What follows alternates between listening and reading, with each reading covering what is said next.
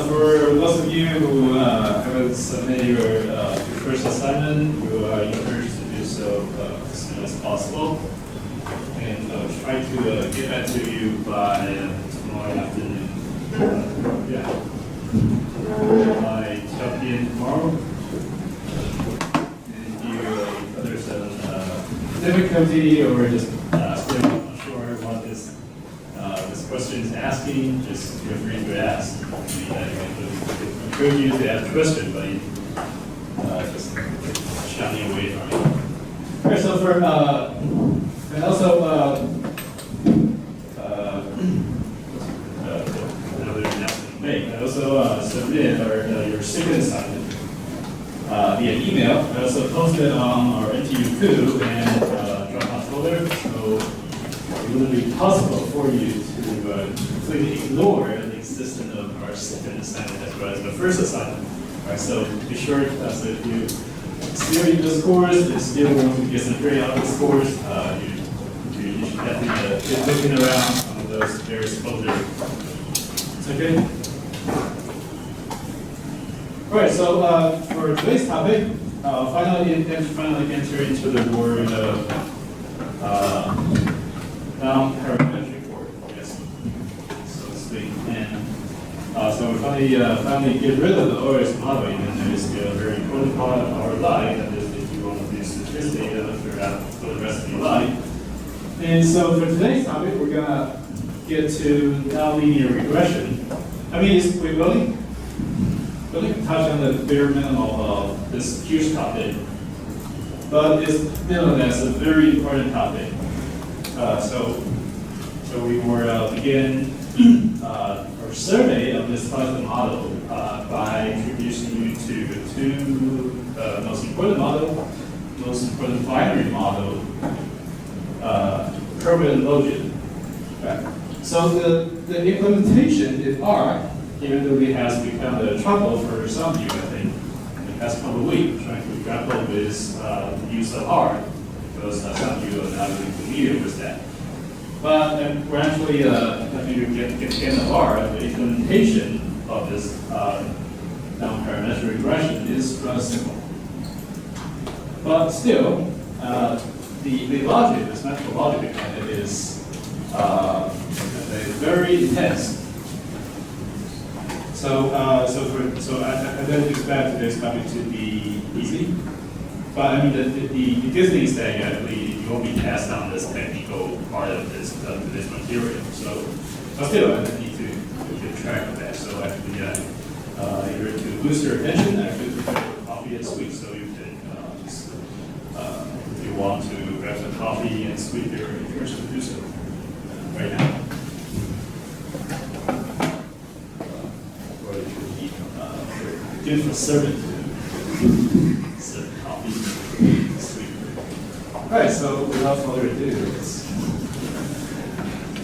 alright, so we're going to talk about the problem of finite dependent variable. So far we're talking about a model whose outcome variable is continuous, or assumed to can be measured on a continuous scale.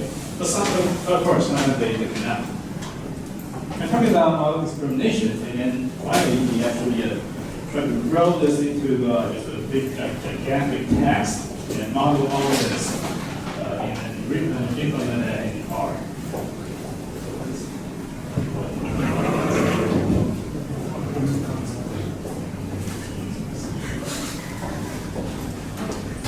Right. So, no one here? No? All right, let us go grab some coffee and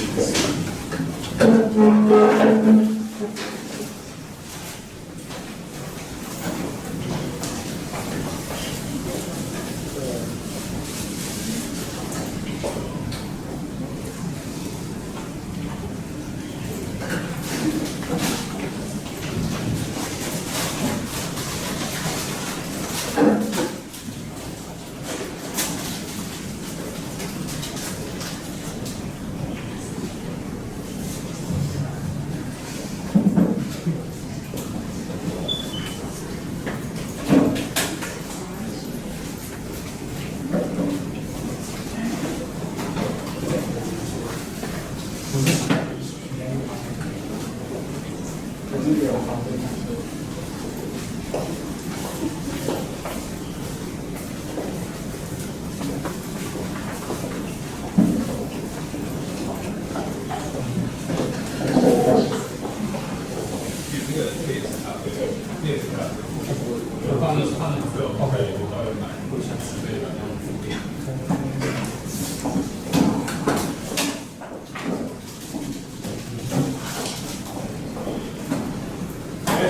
Resume lecture in 1 moment.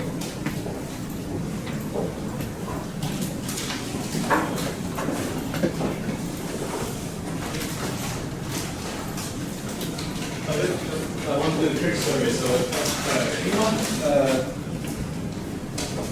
anyone being exposed to low-gen probit in your undergraduate intro stat?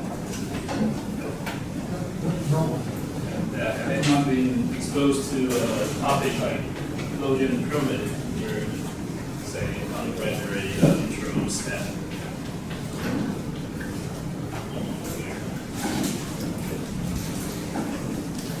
Right, so that's good. So for many of the data we're dealing with, sometimes they actually, the given variables, sometimes the outcome that of interest here, may not be measured on a continuous scale.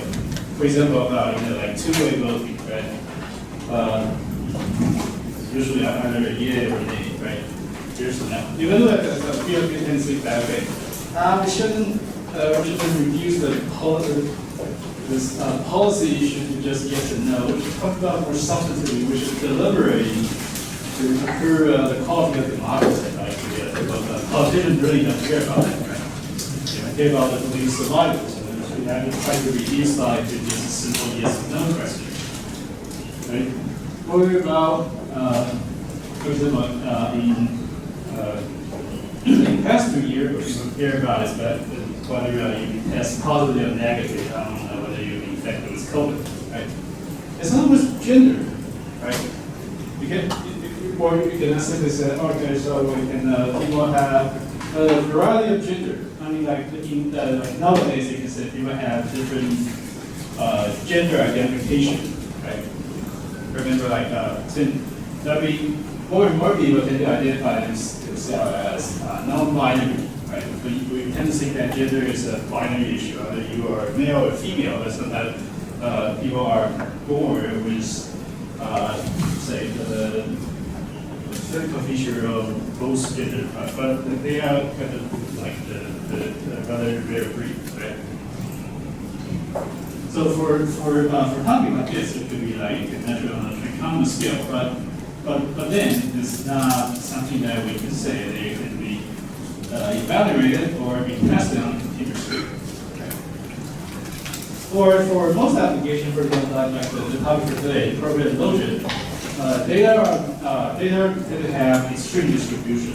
Most data are either on the 0 or 1, right? There's almost nothing in between. For example, try to look at that's not to say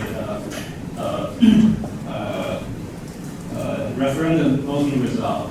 Say how many people support the equal ban of your sport, right? So the voting up and could either just yes or no.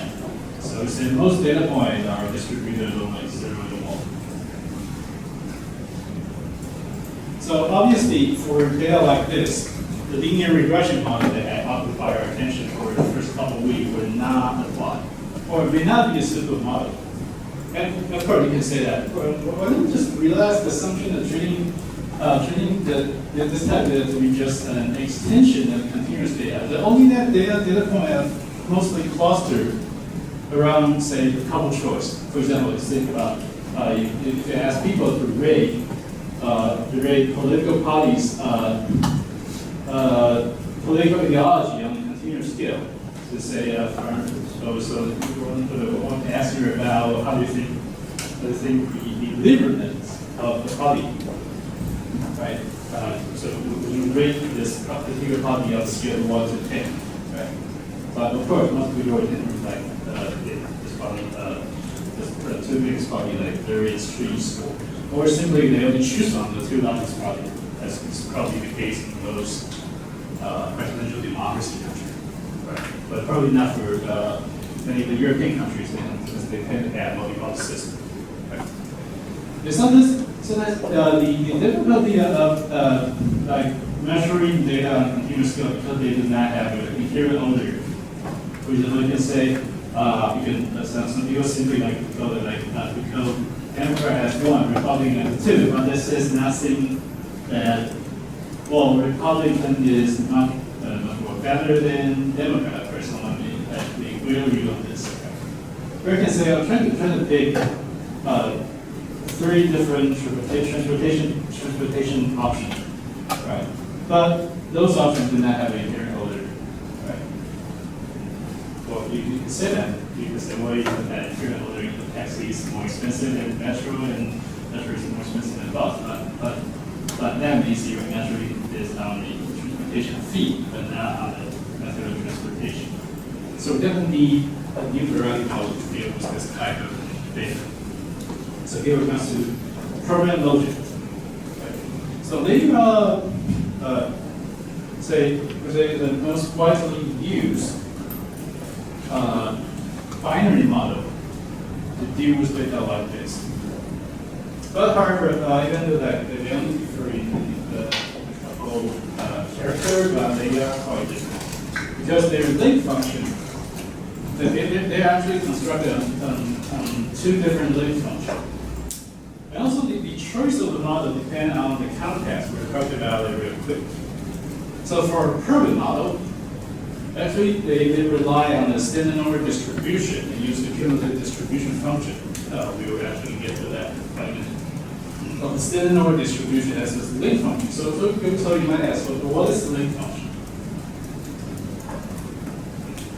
I mean, it's called link, means that it connects to something. Connect one thing to another, right?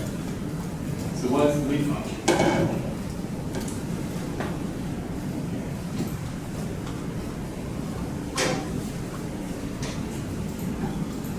I mean, in OLS regression, simply draw an equation like this. Right? So that 1 unit change, I mean, this would be our first assignment. 1 unit change translate gradient unit of effect on even variable insurance, right? But that assumes, this model assumes that both x and y, the y, not necessarily x, but measure on a continuous scale, right? So the 1 unit change in x, or simply having x is something, so x is a binary, what you put it down here, as beta effect on y. Okay. But for outcome variable, it has a couple values there because like the namesake for our textbook for this week was limited dependent variable, meaning if we had limited choice or limited value, then we cannot possibly assume that it's actually the data of y is distributed on a continuous scale. Like that, it's actually distributed really extreme, to extreme end, right? To offset and continue. So that we need, so that we really need a link function to translate, to more properly translate the distribution of x and its effect on this binary distribution, this data distributed binomial or binary, right? So that's called the link function. All right. So for a permanent model, we have the standard normal distribution, similar to the OLS model, which is our workhorse model. So that it has been used as the selection function for the award winning, or actually this guy, Jeff Hackman, Nobel Prize in Economics for the selection model. The question just dealing is that, okay, so he actually found out the data is only in the Chicago area, so the Chicago area. So they actually found out, okay, so for women, they tend to have much lower wages. So it's really being tricked by this. But like nowadays, we can say, well, because discrimination in the workplace. Is that, well, of course, that he would definitely just say, oh, yeah, I would definitely take that into account, but it's probably more than that. But that, okay, so it's probably because for some women, especially in the US, before the 1990s, so if you're a US woman, then you got married, and then you have a child, then you let's say, I think I heard about one of my relatives. So the society a lot, we're saying that you should quit your job and go home and become the work at home parent.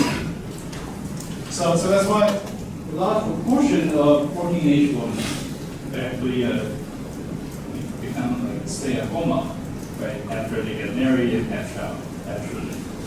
So you have to use that to say, okay, so why don't we tackle this binary dependent variable, whether a woman got married, had children.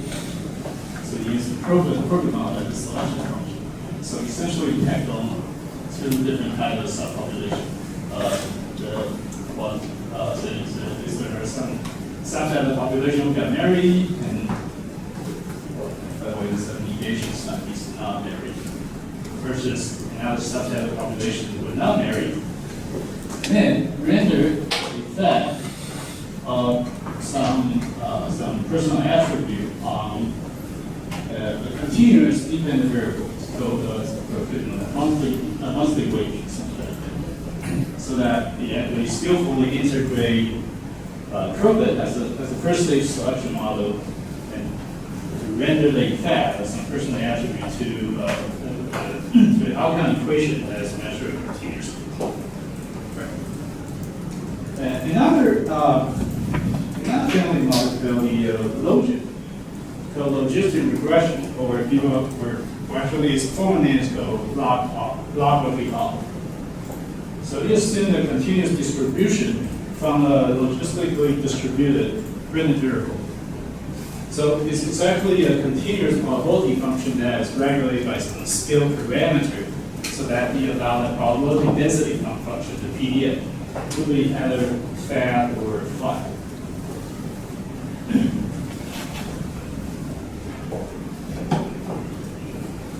Right, so the two models actually build different link function. And the computation, or essentially, is the computation and those basic properties of this link function that really counts. And the interpretation of this two models could be slightly different. So I guess like many people, including many of my colleagues, so after they take similar courses, probably on econometrics or binary dependent variable class, and then out of that course, they forget all about this mathematical proof and something. All they really care about, including myself, is when and where to use either this guy or that guy. Right? Right. So for most people they remember is that logit model has had a tail. So you actually have to capture much more data point at those extremes. But I mean that this actually lies in the folder. So you only care about when and where to use it. So for CROBIT, tell you the answer. What's happening not the answer, it's just a preference per se. If you're modeling something that you actually want to measure the marginal increase in probability, then it will be better to use CROBIT. But on the other hand, if you do not want a precise measure of the probability, you only want to see the extent to which one outcome is more likely to occur relative to another, and also the another, meaning that the non-outcome is not something that they really care about. For example, you only care about like whether there will be like armed conflict, militarized conflict between countries, like what we're facing nowadays, Russo-Ukrainian conflict. But because most countries are really peaceful, right, most of the time, so we actually don't care about those zero outcomes. We don't care about those one outcome. Then, as a logit would be your preferred model of choice. Because its outcome is measured as a log of the outcome. For example, and the probability that outcome occurred versus the probability that the outcome did not occur. Right. So that's the R. And this whole thing is plot ratio. Right. So we're given that image. Okay, so here's our basic curve. The CDF, the distribution function, the Krugman model, as I mentioned earlier, it follows standard normal distribution of this form. So wow, this really dumb scheme, right? That's a quick letter button. But you should have seen something that you have been really familiar with your science. Elementary school, I suppose? No? You should have seen this, right?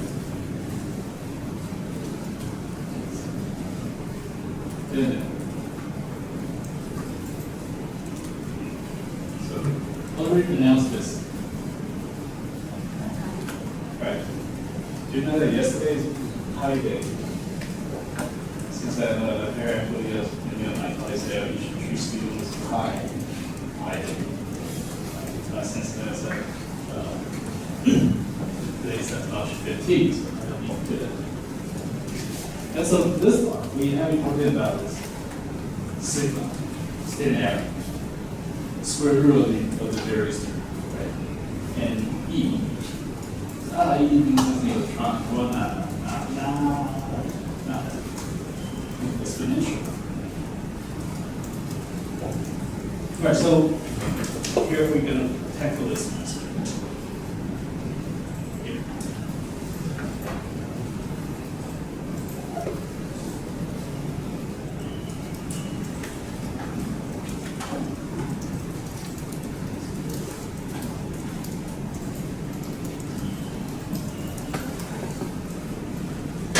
All right, so from here,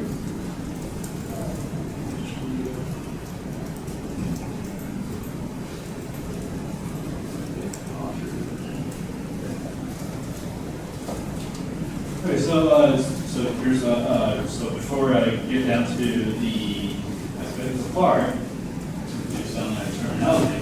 So here, mu means the expected mean of some a range of value.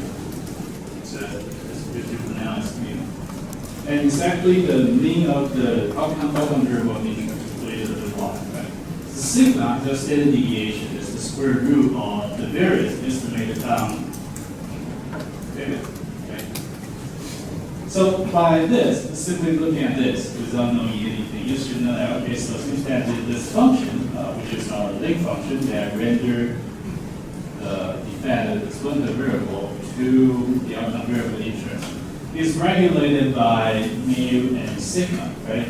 So that different combination of mu and sigma should lead to different value on the link function. And you will see that in most textbooks, they will tell you that to understand the normal distribution, we should have an expected mean 0. Right, so that means u is the mu 0. So most of the plus. So if you follow standard normal distribution, it's here, which is expanded to plus 0. And the sigma actually regulates the span of the distribution curve.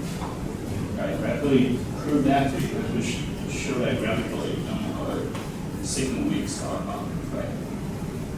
If you have a small sigma, then they definitely cluster around between. Or if you have larger sigma, distribution curve is wider, much wider. To say, okay, so I know without this. What do the pi and e stand for? And also, it seems that in most textbooks, they were sending out so mu equals 0, should have exponent value of 0, and sigma should have exponent value of 2 or 5. Right? So you might ask, so where do they come from? All right, first thing first, so where do pi come from? Since that it is quite familiar, right? right, it's exactly the value that we need to use. That would be exactly an elementary school textbook or grade numbers in there. Right. Calculate the area of the circle, or that we use to calculate the circumference of the circle. Right? Make sure we have the same page. Right? So I don't need to prove that again, because I want to doubt my ability to prove that. Right? So it's called the circular constant. It's defined as the ratio of the circular circumference to its diameter.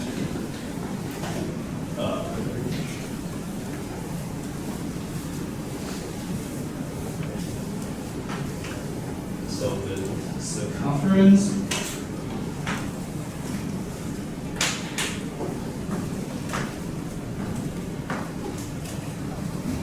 is the yellow part, right? Diameter is this part. The red part. Half of the diameter is called the radius. Right? Because many senior students are preparing the GRE. I'm not sure you ever had to take math subject test. You probably need to do it yourself. This concept.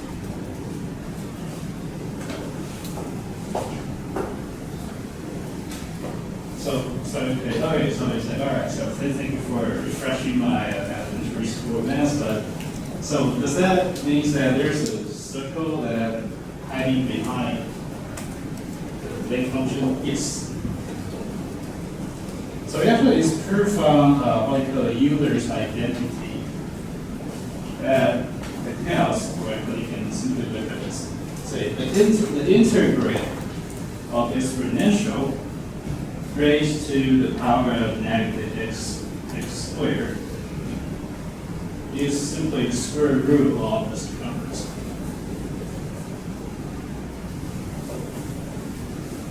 Say so. All right. Say okay. What does that really mean? Right. You actually only tells me one thing. If you look at the big function, under the assumption that sigma squared is assumed that to be 1 over 2 over 5, right?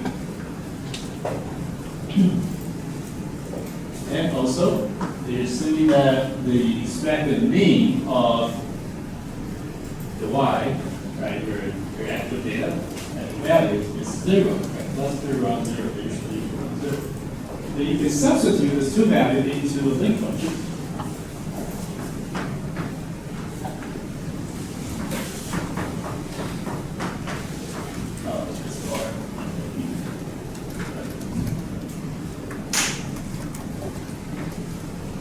Sigma squared equal 1/5, right?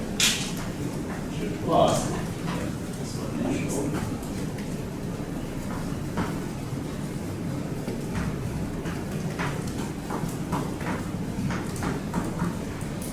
then we know that this part is 0, right? So we can cross that out. And this part is 1, right? So the whole thing reduces to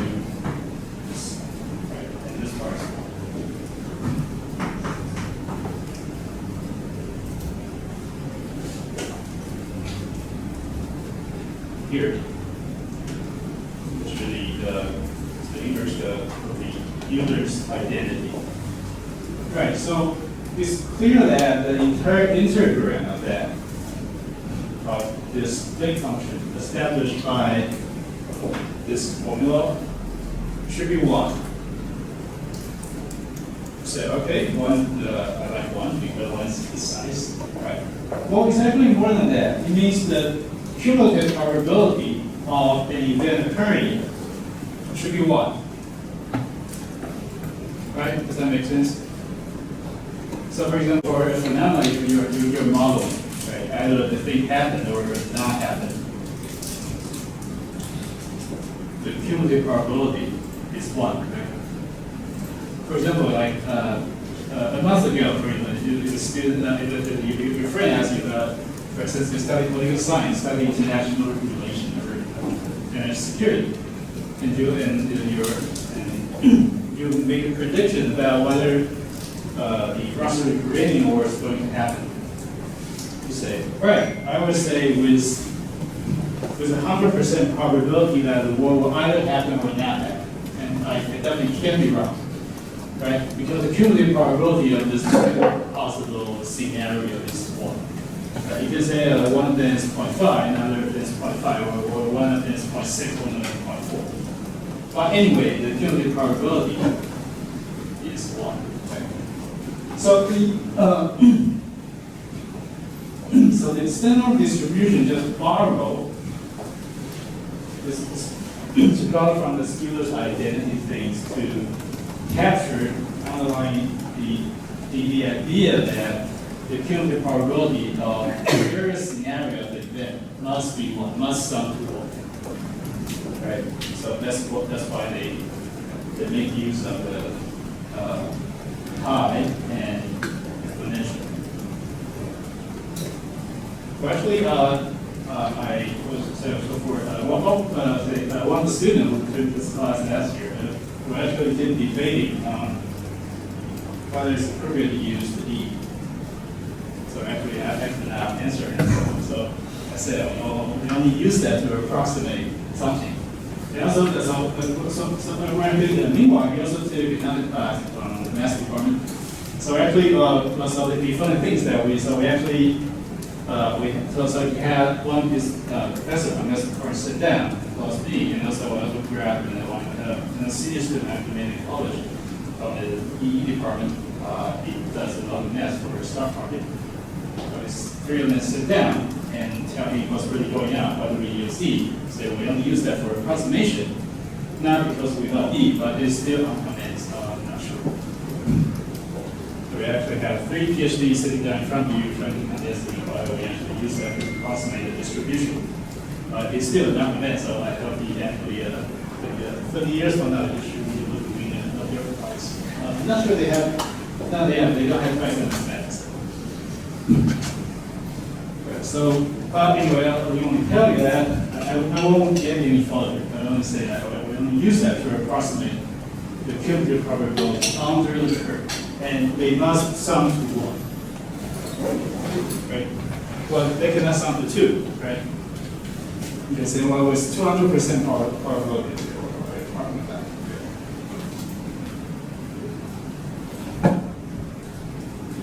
Okay. So now we get to the E part, right? So E is actually what we're going to use to approximate binomial distribution of event that occur many times, right? So suppose we're trying to model an event. So for each trial, and then suppose you're modeling a binomial, the event of say distributed binomial either event occurred or not occurred. So for each trial, you have 2 possibilities: either the event occurred or not occurred. Right? And then you want to say like throwing a dice. Well, only have this dice when you have like 2 bits. Okay. Tails and pi. So you will have the total. So you will be expecting the total of n times that event occurred out of n equal the value of the trial. Right? That makes sense. So you were expecting that the event occurred k times, so that you need to multiply the joint probability. On the other hand, there are n minus k times that the event will not occur. With probability 1 minus p, which we call a complementary probability, because p plus 1 minus p must sum to 1, which I just demonstrated using the Euler's identity and all this symbol. So, which can be conveniently written as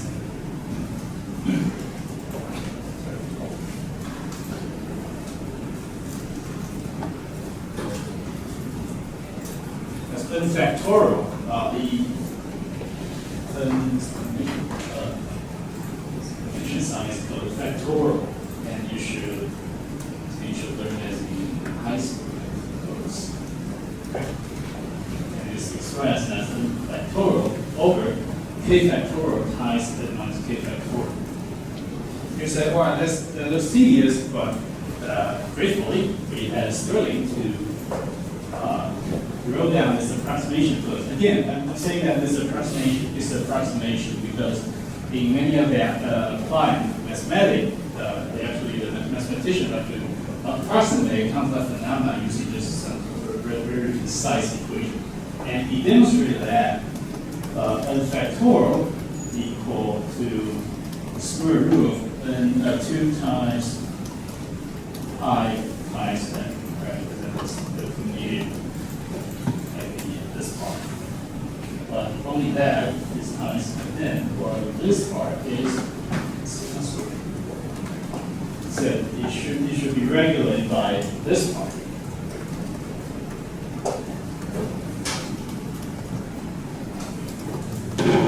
But I still wonder. So how does this link to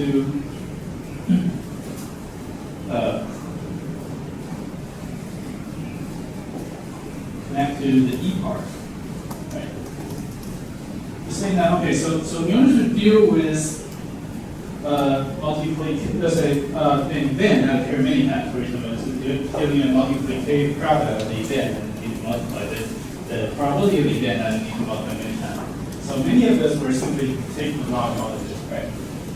So to dealing with a series like this, we can rely on the product rule of logarithm, right? Which if you take the log out of it, then it should be equal to this series. Right? And for a value like this, it can be approximated. Again, I'm saying approximation. The left side of this by integral, you're simply calculating the area under this curve. Right? And we can apply this method of integration by part.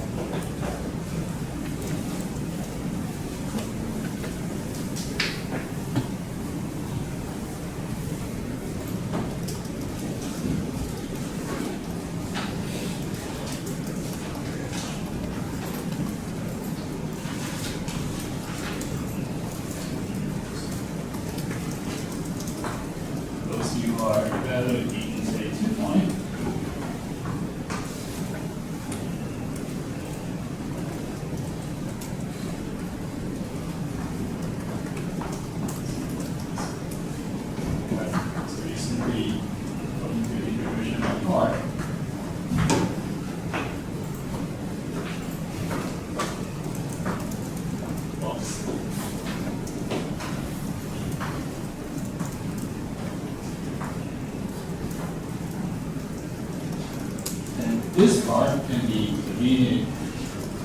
reduced to so for each step of this series, this increment is just 1, right? So it can be reduced to minus the. Well, this part is the same. So if you simply integrate this out, that would be. So the whole thing will become this, right? Well, actually, I reduced the proof quite a lot, but if you want the whole proof, I can punch it to the original reading, or I can write down the note for you. Right. Okay, now according to Sterling's approximation, it said, right, the left part person is the right part of it is equal to. And this things is just the right part of this. Okay? So you only defer by the original and factorial by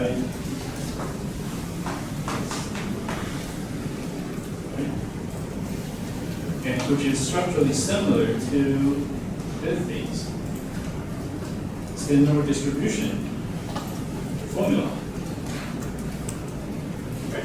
So, I mean, the point of using the exponential is that, again, it's not because it has some, because well, yes, it looks great because right, everything was E from, it was always electronic. That's not right, because you can help us deal with multiplicative product, measuring the probability of event occurring under repeated trial, right?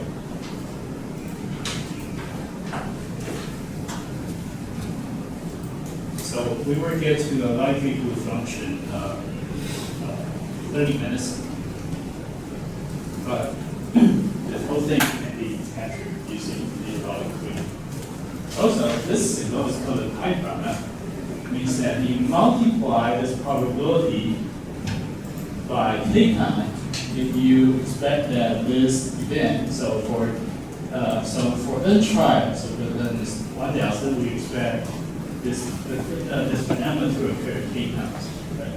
On the other hand, with complementary probability 1 minus p, the event for not to occur with n minus k times. And we need to multiply the whole thing together, which will form a gigantic multiplicative product. Since if it goes and k get larger, then this product will be rather intractable as you're working on this machine. But through the use of exponential, it will be rather easy to deal with that. Okay. All right, so let's go back to.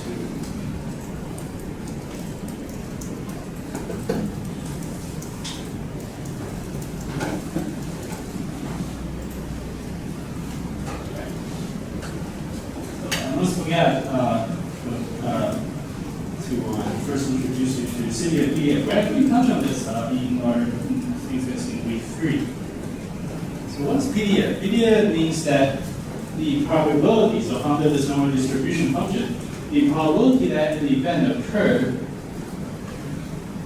or versus the probability that we were served, the total probability that we were served some value smaller than, or simply you can say, to the left of this point is the cumulative probability. I mean, we should fit into cumulative, right? Meaning that we will observe value smaller, or simply you can say, to the left of this particular point. Okay.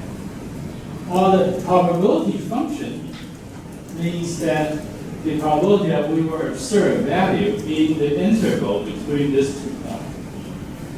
And the two are related during the fundamental theorem calculus.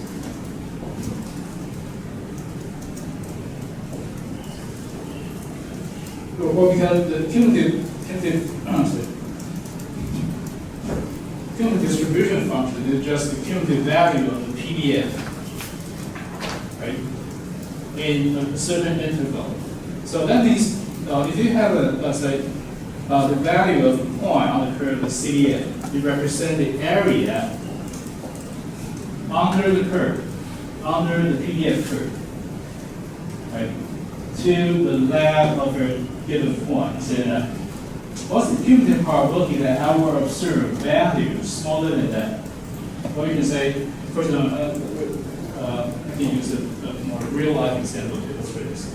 Okay, what's the probability that I will observe someone shorter in like a player like Yao Ming? There's probably 99% probability, right? But you say, why will I observe someone with an average height of less than 100 centimeters? Probably with like 10 or 15 probability, right? So you can actually calculate that. So the PDF is evaluated in an interval of 2 points, right? So you can calculate that. So if you want to calculate the PDF that I will observe any value between these 2 points. So you can just use the fundamental theorem calculus by subtracting the integral of the larger one. We're simply subtracting the CDF evaluated at CDF to the lab of the larger value in the interval. Then a smaller value in the interval from the CDF of the larger value in the interval, which is B, right? The small value is N. Then you will get this area, particular area, to evaluate the probability that you will observe some value within this interval. Right? So instead, we simply just evaluate the typical distribution at certain point. And we already know this, right? Binary outcome, it's another one distribution. And this part is a given as well. So now we get to the more substantive part. Now, what are we expecting to get from the probability regression? Probability model, which is a binary model, right? The model that deals with binary outcome. So for probability, we simply is the probability that we will observe some actual event is given a set of parameters, a set of variables that we put with just as you would in those linear regression, Euler's regression. But only that their effect need to be translated through the CDF. So this pi, the big pi, the symbol is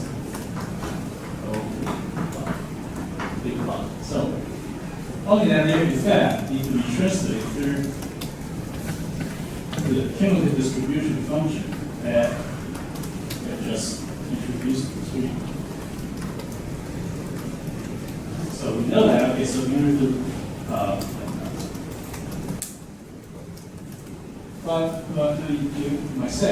it seems that we only have two outcomes, right? So how should I measure this now? All right, so here it says that you rely on this identification strategy, putting that. So suppose the effect of the variable and take on some positive value that's larger than the expected error. Then the effect is identified, so we will code it simply as 1. Right? And then you will translate through the cumulative distribution function, which is the link function of the probability model. Okay.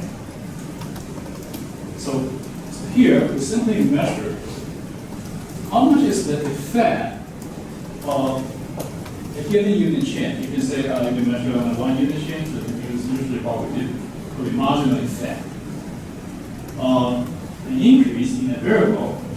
So we want to measure what's the effect on the probability, right? If the effect is identified, it's larger than something identified, on the probability of event occurring, which would be known as what? Say the war occurred between Russia and Ukraine, right? Given some x. So what was the marginal increase of this probability that's translated through the cumulative distribution function, which is the link function of the probability model. Right?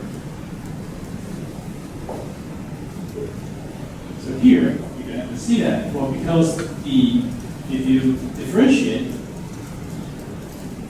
this CDF with respect to x, your variable of interest, then the only part you need to deal with is the beta 1, right? That would be the marginal effect. But only that they are measured on different scale than the OLS model, because the OLS, since it's linear, so the effect, one unit change here will just translate beta 1 effect on a different variable. But here is regulated by the CDF, cumulative distribution function, which is a link function of the probability model on the dependent variable of interest. Right? So that we need to subtract this from when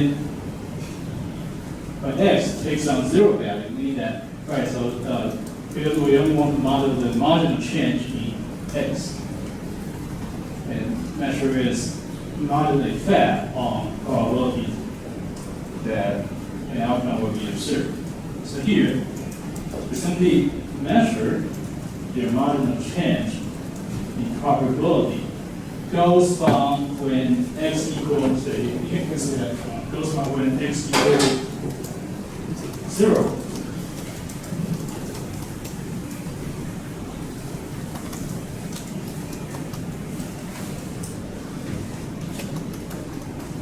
When x equals 0.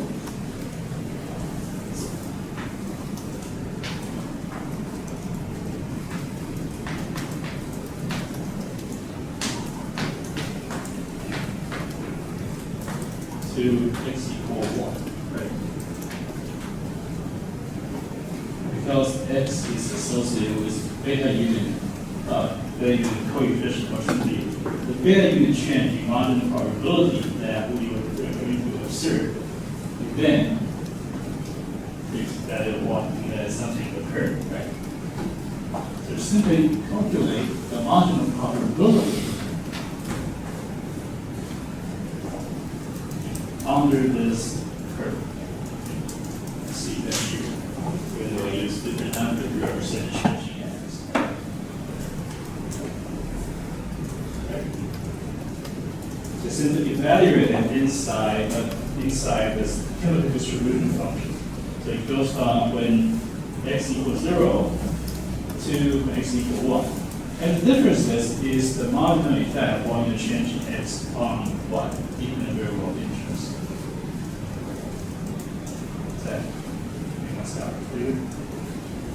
That we don't care about. But the bad thing is that in most statistical package, they won't generate this automatically for you. You need to probably supply it with like the most notorious ones for the NFX, marginal effect of x. You can actually find this function in Stata and R or other statistical package. Because it will only give you the effect under the CDF, but it will not give you the marginal effect when you change x. And then you need to supply, say, the range of the value change to programming your statistical software, and it will calculate this for you. All right, we'll take a 5 minutes break. Today's topic is huge, and you can grab some coffee.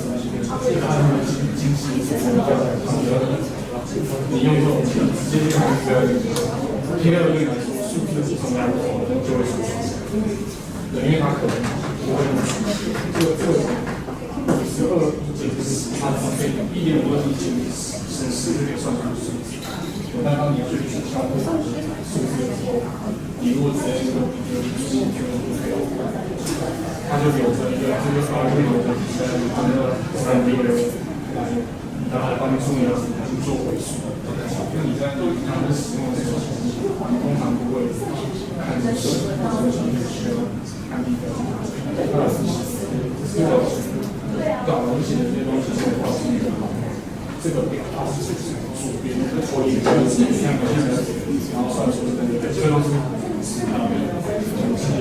模型算出来的，然后透过这两个出来就算出然后for P 呢你再用，我记得应该是就可以把它转换成那如果你来直接到这个地方，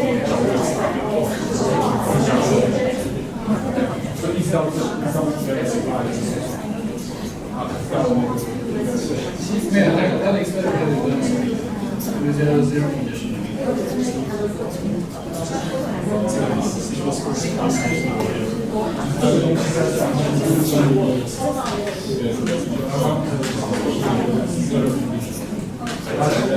我们在算，其实想要我们其实算的比较想象的，那你要算的是一个曲线底下的它在全部的，那那个我们就不是。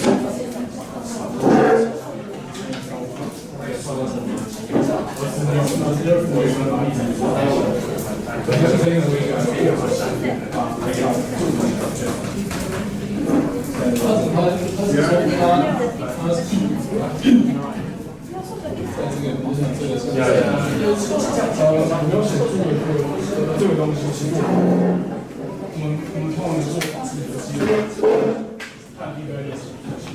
如果是一个下这个它下有没有下？会没错，你可以有效率，那有没有下？然后有效率，那我虚无假设就会是如果我想验证的东西有下的话就会下，那我虚无假设没有下的时候做到也会下，都是没有，这是逆。对，那如果他们出现关系。这道理接近是会画面不一样，那我可以去否对啊，因为变成这个虚假认证没有没有关系的，它因为大家的我在这里在这里我们期望到这个点是因为是来自它的，绝对不放你是的，因为题干有它的。你今天如果用它的话，就有像是，但是你已经打字计算出来，像没有，因为它这个题干那造的，一切都是一切都蛮好，对不对？这个都不是，我觉得这个是这个本来就是比较，我可能有一些，这个是要在那 reduce 所说的小小因为存在，小小因为它有1%，还有1%这种没有什么目的，但是你的期望，如果你真的很想要，期望值卡的信息，这是你就跟这个一样，你可以问，现在跟这个一样，跟人流一样，为什么可以把讲的是为什么这个结构理解？没有办法，没有办法，我们要搞清楚。我还可以信息，这是我们数学的测方式，可以玩到说测出这个推导，就是那个数学有它才这样去到底计算。真的，我没有从的话把它简化，看一下这个题的做法，没有说这个过程是，因为我要去可以计算这个问题，我要怎么计算？我没有这个，很奇怪。我跟上次跟我去年还是那个一样，这个不是我证明的，这个啥时候你要重要的？有问题哦。对，你为什么前面两个都是应该在转？小明现在就看人家说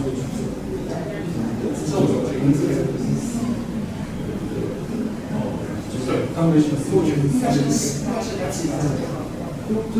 自由经验对吧？对啊，个人经验还是会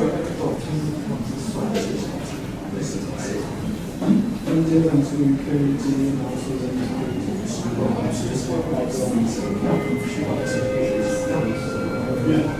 如果这样写出来是这个意思，只会有对，然后对，他的是不是他的其实这个它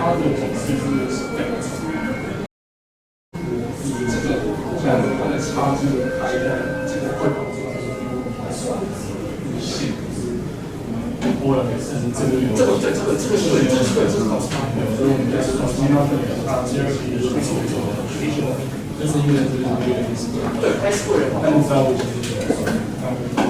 你可以就这样解释。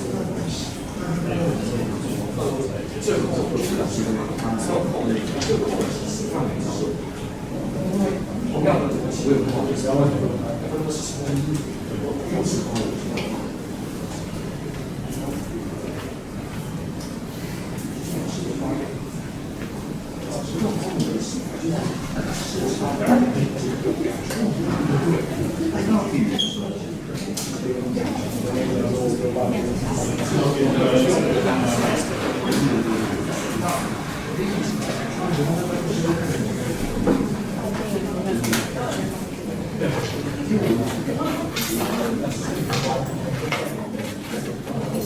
这里是让我们你知道会操作这个东西。就是我讲真的，你今天能拿学会来唱那个，有时候听过没有？哦，他应该过去学过，然后给他 get 到这个来评级。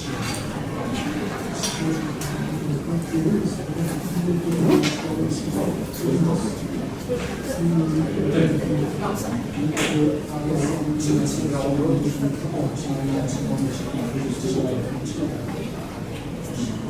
而且是说，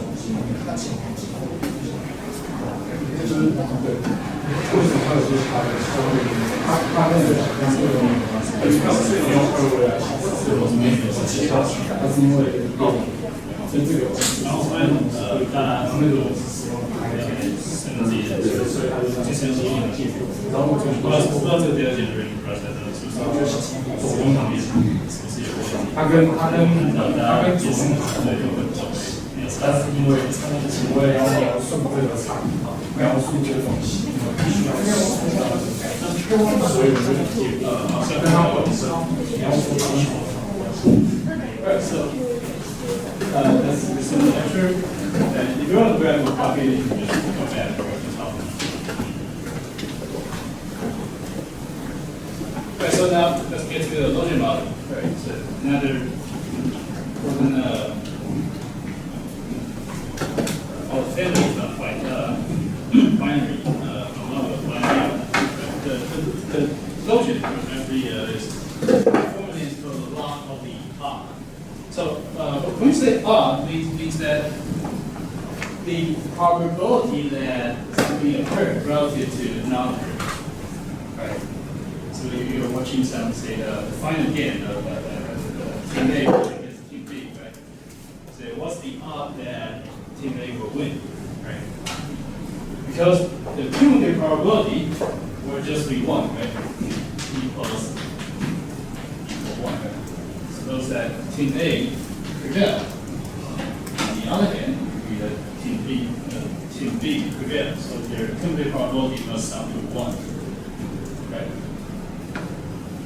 But because, well, for example, we were modeling a binary outcome, right? So there wouldn't exist another possibility that, all right, team C win the game, right? Because team C is not indeterminate.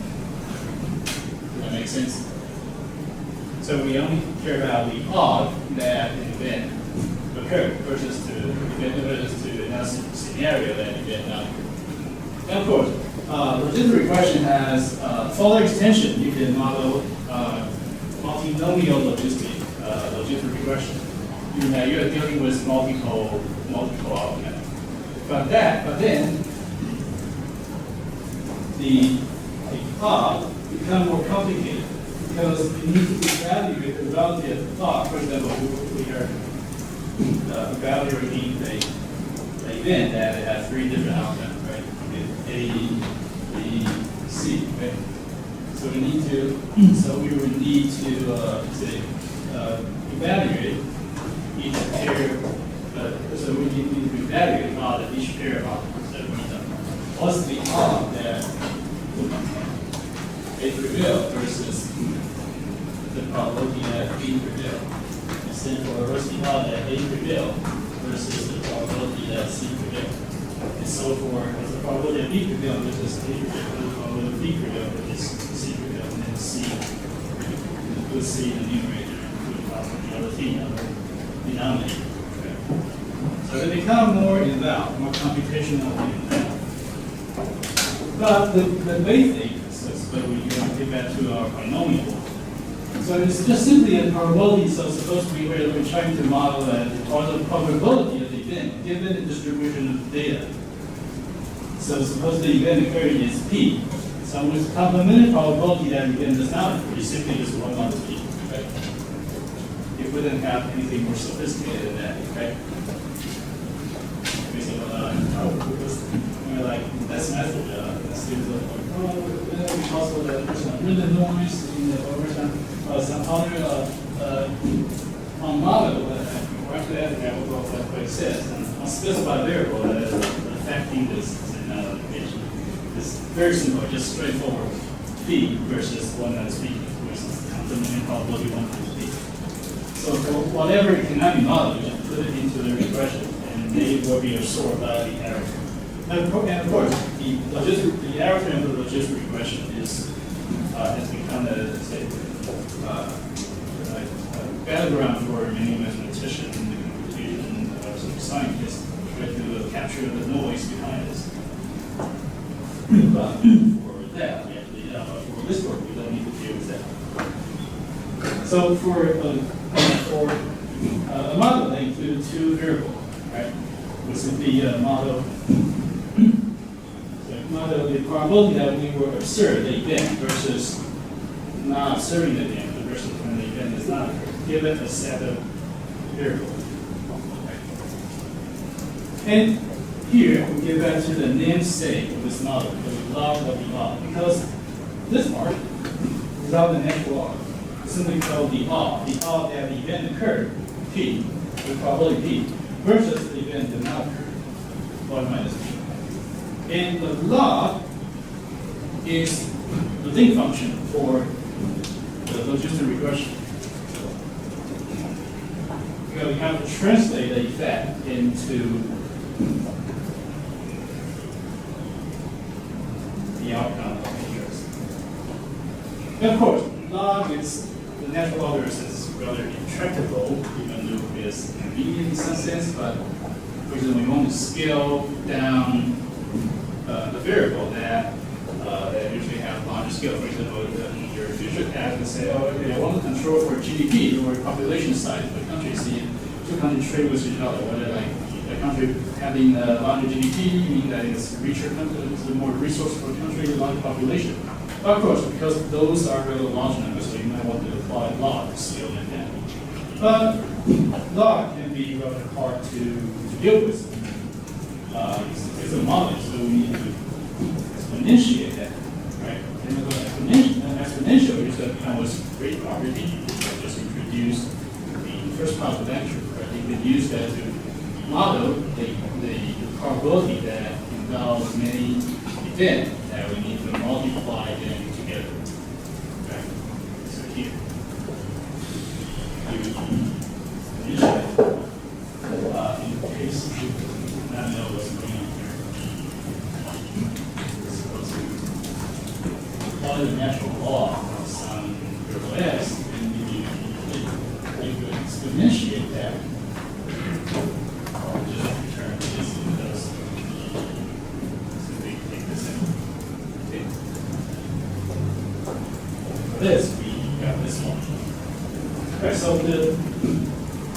here we have an example is this, and so the only remaining question is, how do we represent P, right? The probability, which we can use that by get the expression through some algebraic manipulation. Just simple. That equals to exponential, right? That is, you can assume P as, right, as the product of denominator and exponential, right?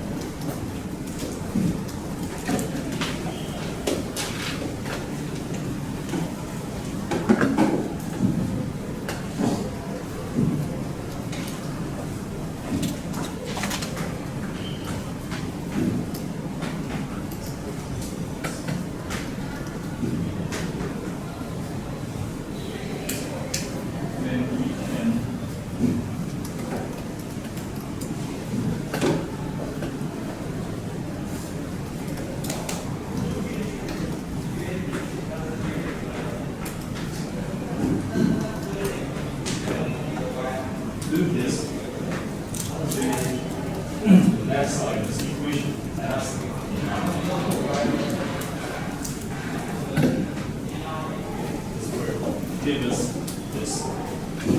Right?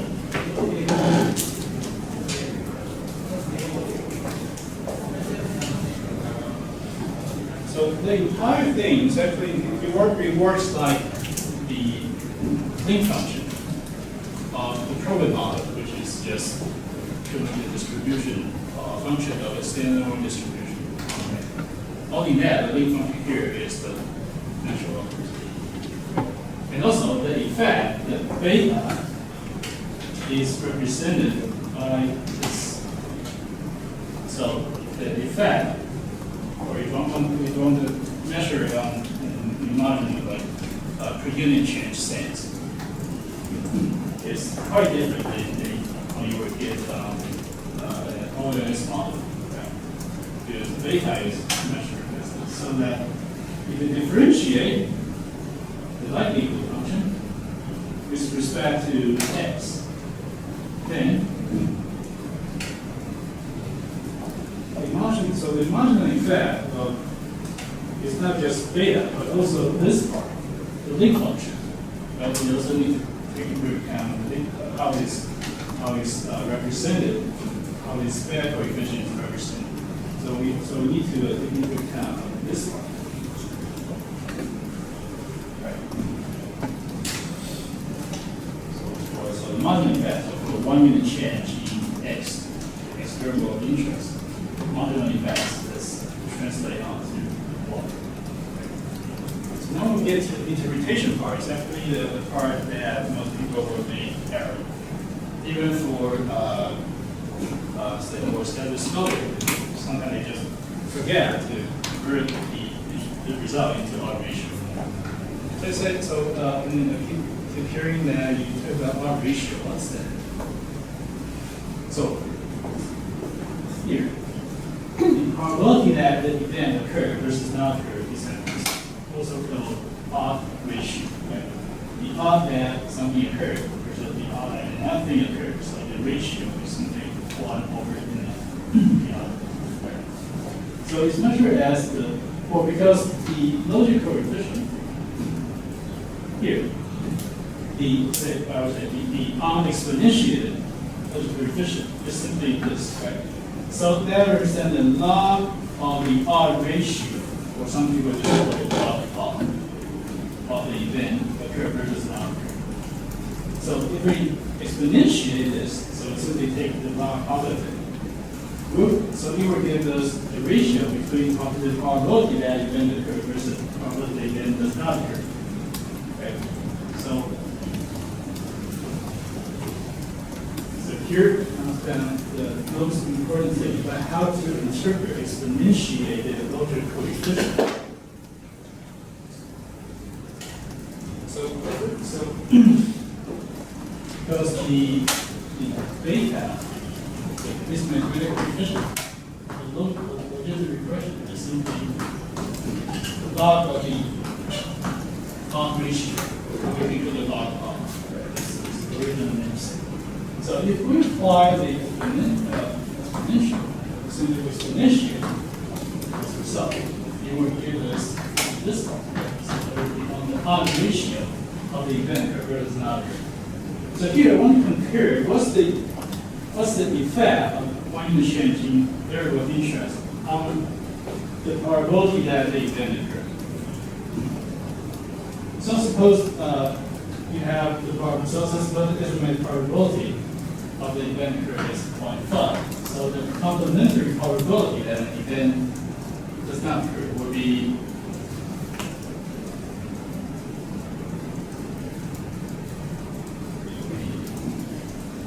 a 1 minus 0.5. 1.5. So if you find that, we're actually this underlying phenomenon has high probability of occurring or being observed. Say p equals 0.6. And 1 minus p equals 0.4. So it has value larger than 1. Right? Almost like 1.5.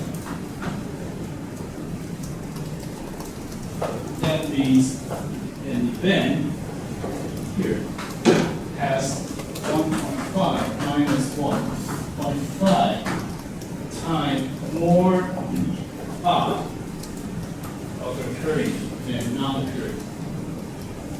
On the other hand, if you find out that underlying events goes like, for example, 4, that's frequently observed at 0.4. So the probability that it will not occur is like 0.6, but it would not occur also would not. So we have exponentiated odd ratio smaller than 1. Right?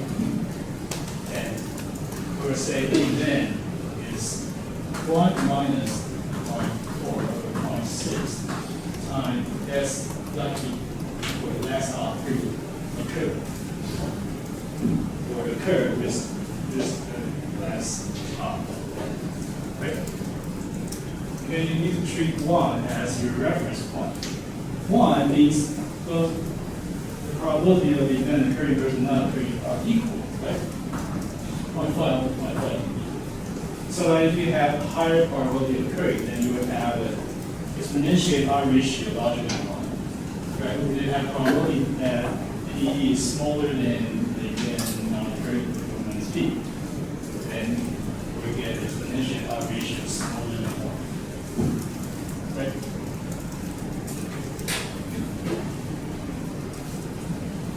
But for standard error, as I said, it's a very heated debate issue. But you would think that, okay, why don't I just also exponentiate the logit standard error? No, we cannot do that. Well, because they talk about it differently, because the beta coefficient are measured in different metrics. Right? Right? So it's not just like what you can simply calculate a variance covariance measure from linear regression model. They say, oh, simply apply the diagonal different variance covariance measure and model out and I'll get enough.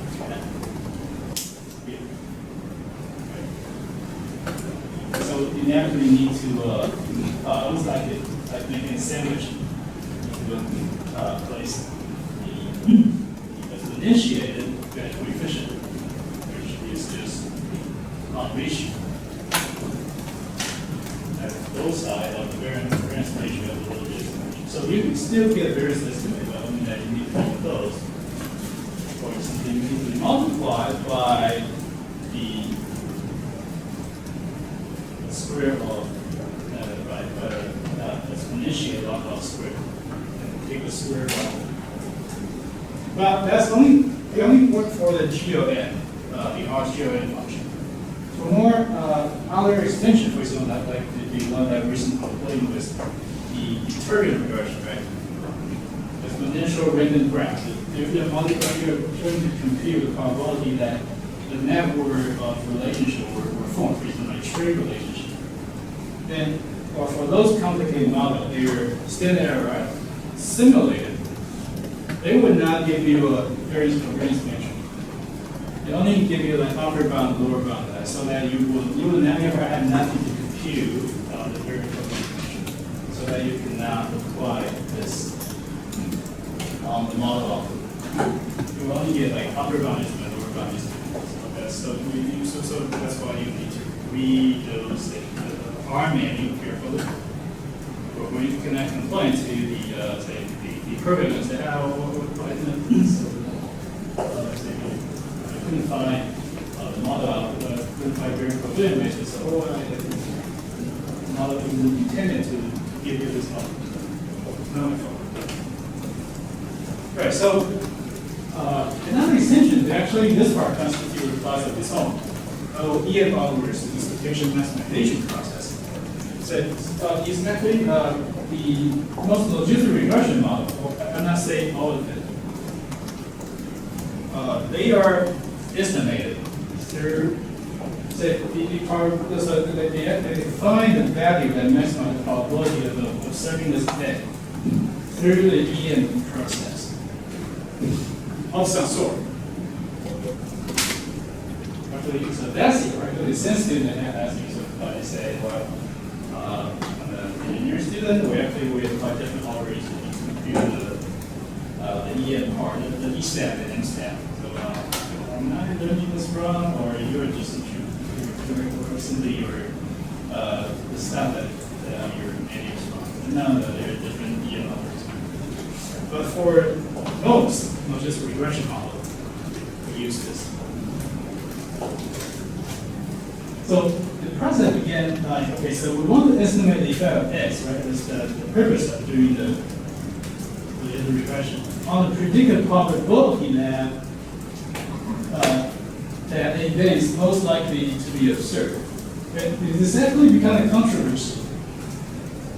For example, if someone that, so like you're modeling the rare event, for example, like war, or some rare disease, like the COVID, right?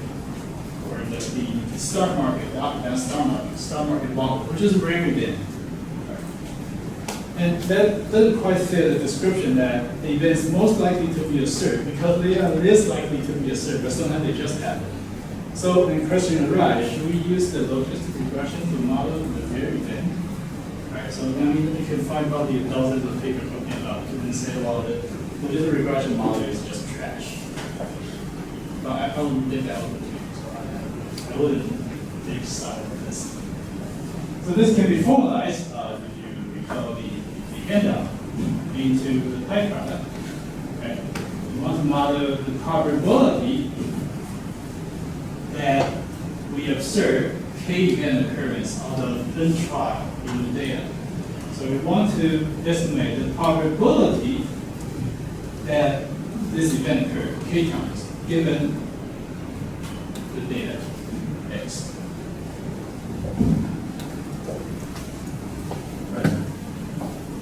Same thing, you can apply log over it, right? So by the product rule of natural operation, we simply take this out and move the we have raised to power of y I. This out.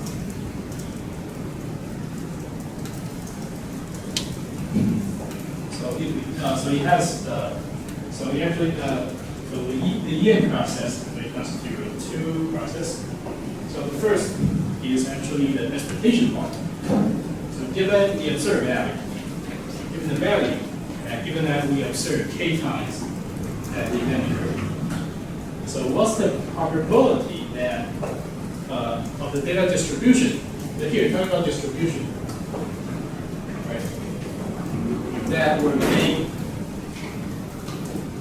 the event most likely to be observed K times out of N trial in the entire data. And then given this information, you compute the support of X. So here support now means, okay, I support you to do something. No, that's not it. Support means the actual distribution of the range of value for their part. So you may encounter like they have like for example distribution which most data are clustered around the two extreme, while there's only a few data points in the middle. Right? And for those type of data, if you put into say your R or all this effective, you find out where you probably after working for 2 hours, after running the model for 2 hours, you will throw you a message that, all right, I tried, but I give up because I could not find convergence, because essentially there's no data point in the middle of this. So I couldn't find a value that matched, that fit the EM colors, the expectation function. So then that happened. So here's the most important part. So we first begin with the E stack. Right? Judgment distribution, the support, the actual, where the range of values that rely on the range of data. That make the probability, make the event most likely to be observed, given the distribution of data. Right? So here, the second step is just rearranging, right? We plus Q of X over Q of X is just 1, right? So that's in the factors. And then you put this, put one of them as the denominator, for P of X as it additional given some parameter value for the probability distribution, which is the probability distribution. Right? And then you integrate this out, integrate the support, the probability mass function for the PNF out of it, are assuming the realization of it as some expected mean. Right? See some question.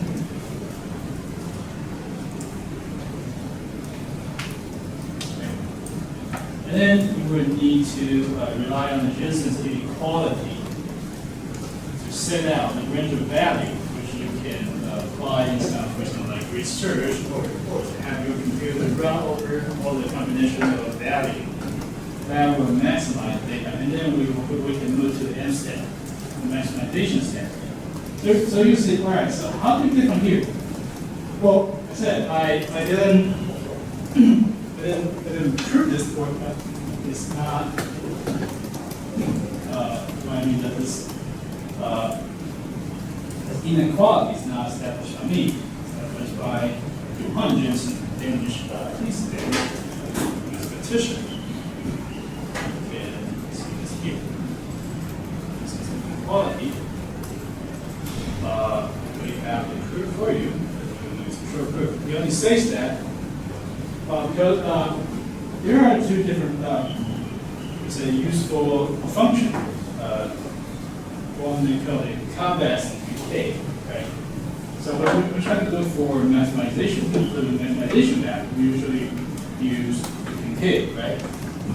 See, and if we want to locate the minimum value, we usually apply convex. So the Jensen inequality says some affine transformation. So affine, I means that the linear transformation of the original function over the mean, the expected value of the function, given that the function is a concave function, it should be larger than or equal to the expected mean of the concave transformation of the function. Right? This whole thing is trying to guide.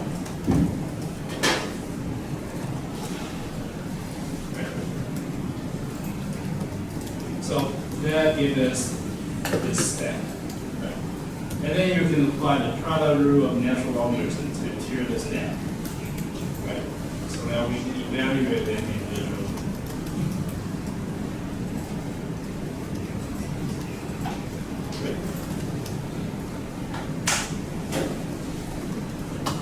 And according to the proof, which you can actually read Scott's book, says when this diptych, when the numerator equal the denominator, we have the actual distribution of data actually fit the probability distribution given the parameter of the probability, the logistic probability model. And then we should achieve and get a destination, get a destination of the, say, the value of x that maximize this. And then that's falling into the second part, expectation step. So we first begin as the expectation part. So given the probability that event occurred, k times of the chart, and the conditional distribution of all of this model that what's the probability that we can find the distribution of data that will maximize this probability.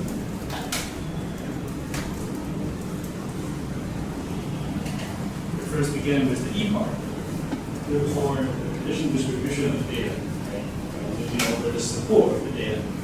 But chances are you actually, many of the time you don't get conversion convergence, and your model actually die at the E step. Right? Because, well, they say, well, couldn't locate the minimum or maximum value. Yeah, because there are two field data points on this material we got modeled. And we actually have a couple solution to this, where I would say that's a solution, because you can either say, all right, I give up, I don't want to work this thing, or that might be a quick fix. And nowadays, it's supplied with some initial value. You say, oh, okay, so maybe you couldn't locate the global minimum here, but you need to like somewhere here. Just move your initial value to the right, then you model can actually run it here.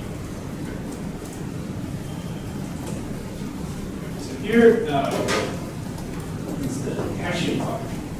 So you say, all right. So how can I get the optimal combination of model parameter data that maximize the probability that you enter? And you can zeroly derive to the caching features. So the matrix of the second order distribution that evaluate the marginal change for the variable for all the right hand side variable that you include in the model. And then you evaluate it to the second degree.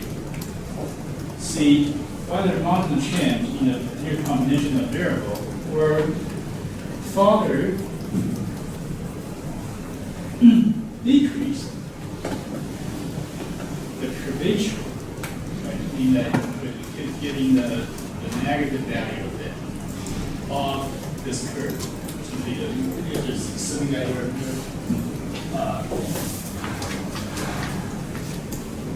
looking for the maximum value.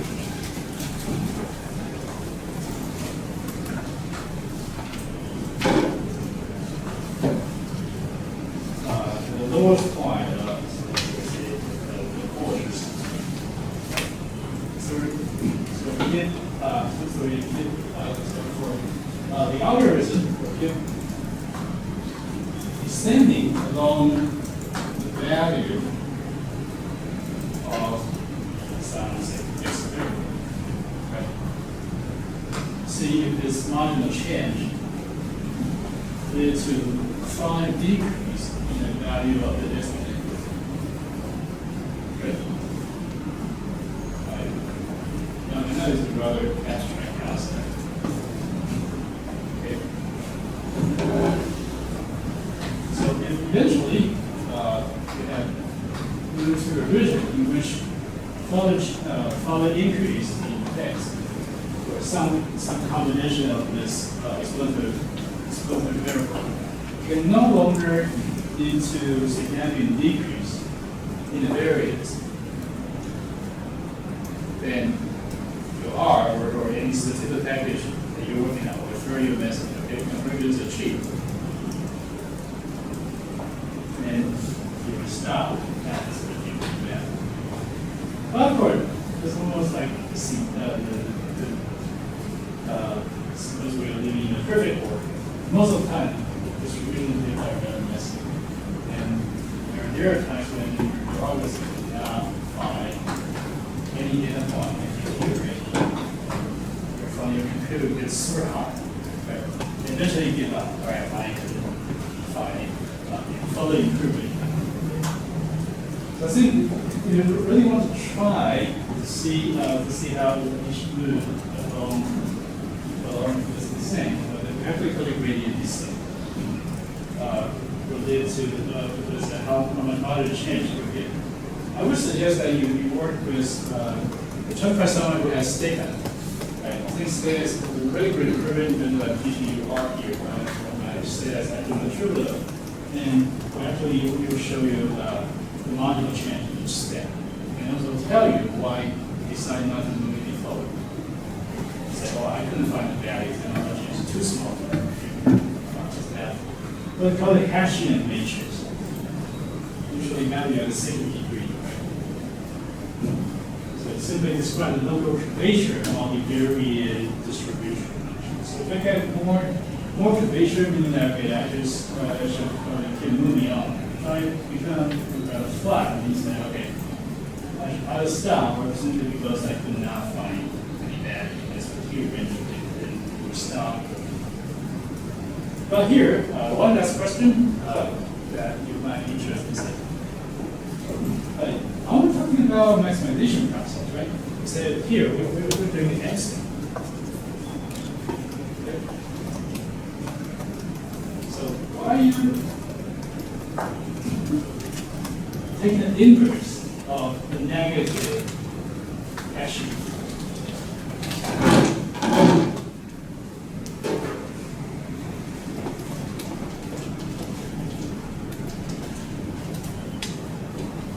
Well, it's actually a logical question, and it's not about math.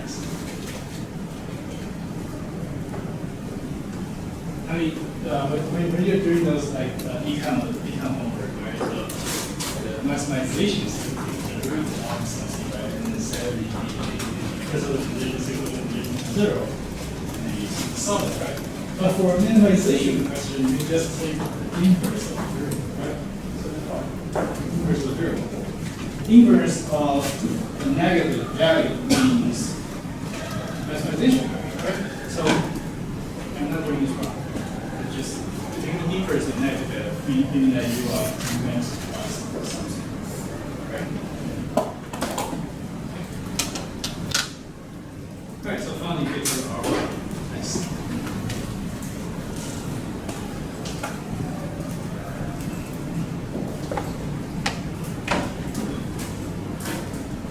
So here, we're still going to use our ISR data set of ISR. But here, we're talking about default data. Default things.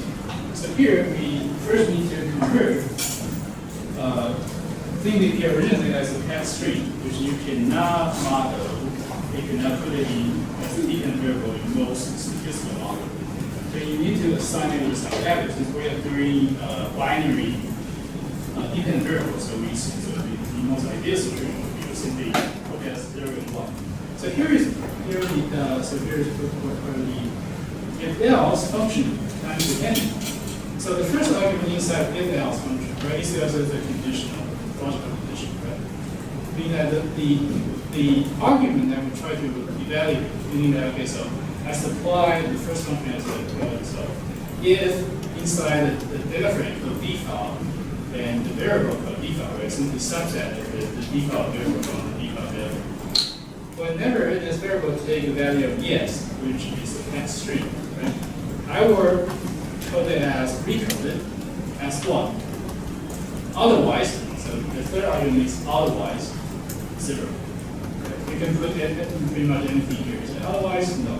But because no is a text string, so we can close that with this combination. Right? So that, and I replace my recoded value.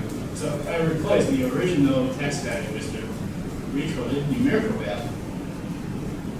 And actually, this can be risky when you have more than 2 categories, and then you put it 1, and then you might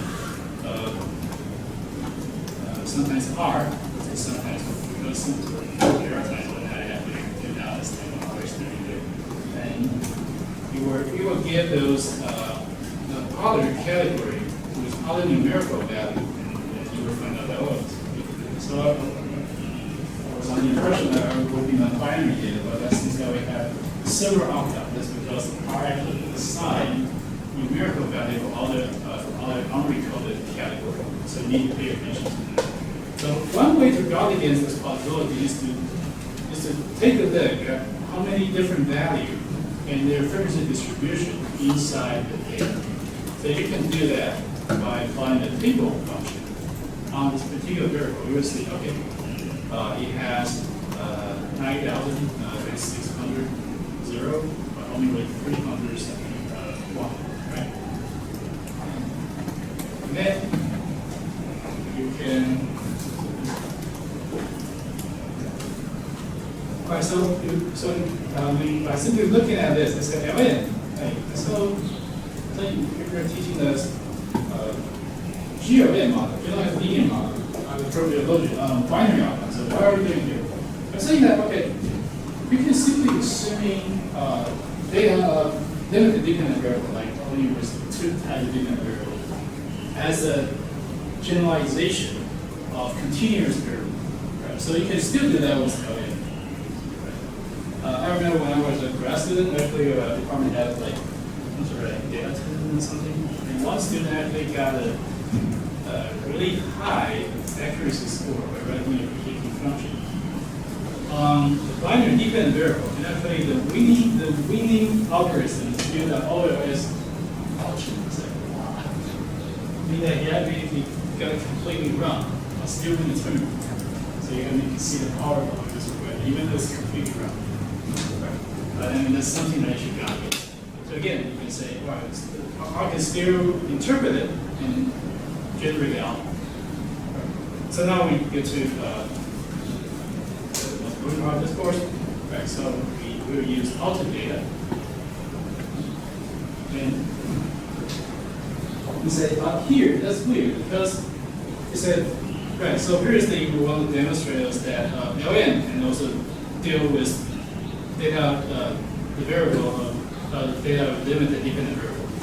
But here, you said we were doing GLN, but you only supply the continuous variable as the dependent variable. Right, so the reason I'm doing that is trying to tell you, if you do not specify the link function, GLN will simply be treated as LN. If you do not specify the link function, then it will work exactly as an LN. It will still model in a continuous dependent variable. See? So if you apply the same model specification with either GLN or LN, and you should get the same result. It should be the same. Right, so now let's get to the program. So we will use the ER data, mostly use econometric data, and we will use the housing and mortgage data, basically DA data. One model was the payment to income ratio. Right? If you a large proportion of income derived need to be allocated to payment, means that your expense, then you were less likely to be able to afford housing, right? That makes sense. So that should share a negative relationship with, well, it should be positively correlated with being denied of a mortgage, right? Because your specialist will say, oh, this is that you pay more than you earn. You probably wouldn't be able to afford a house, right? So if we want to model what's the probability of being denied a mortgage. So we fit, should look at how link function is specified here. So the binomial fan, the distribution fan, the link function is perfect, right? The other part is just the same as LN. And you can see it here. But you can now directly interpret the coefficient. But you can still get a sense that, okay, the variable is significant at 99% confidence interval. And it had a 3-star sign. That means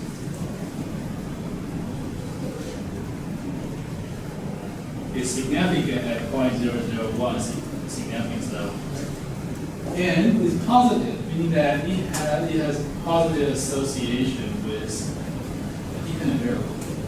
Well, I just don't know how to interpret it. It's not going to be fair. To do that, you need to rely on the FS, or the fat of X. Now, there are a couple of ways to do this. You can install NFX and then insert the same model specification into the appropriate max, which is the same data, and you can read the modeling back. So to interpret that, or you can first estimate that with GLN and specify your link function to be appropriate. And then enclose your model out inside a function called modules. It's a type of response. For example, you respond to measure a probability. And you will see that, okay, so the give you the some result like 0.56 is fine. So, right, so how do I interpret it? Well, the output should be measured, should be interpreted in probability term. That means one unit increase in this guy, PI ratio, payment income ratio, increase the probability of being denied mortgage by 56.8% percentage point, right? Because they should be interpreted in probability term. Okay? Good. Make sure I understand because I expect question for this. Okay. And so you can plot it using the C-plot function, which is just the first argument. You use the model argument, the first argument, and then yes, what you want to show, you want to show the prediction. Right? And the title, X label, Y label. Okay. So you show the marginal effect, it also give you a 95% confidence band of this effect. Right? And so the tick, this thing called ticks, is the distribution of actual data point. Right?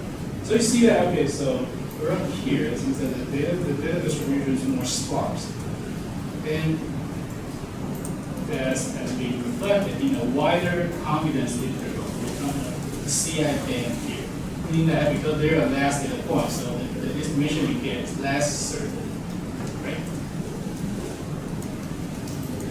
You can also say, okay, well, I'll show the effect across the range of values. So it's in the change you want the effect. So you say, okay, so the effect is actually quite different. So at the upper end of this variable, the effect is significantly reduced. Right?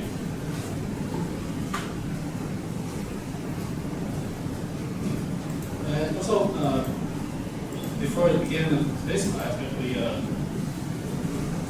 one of you asked me, is that possible?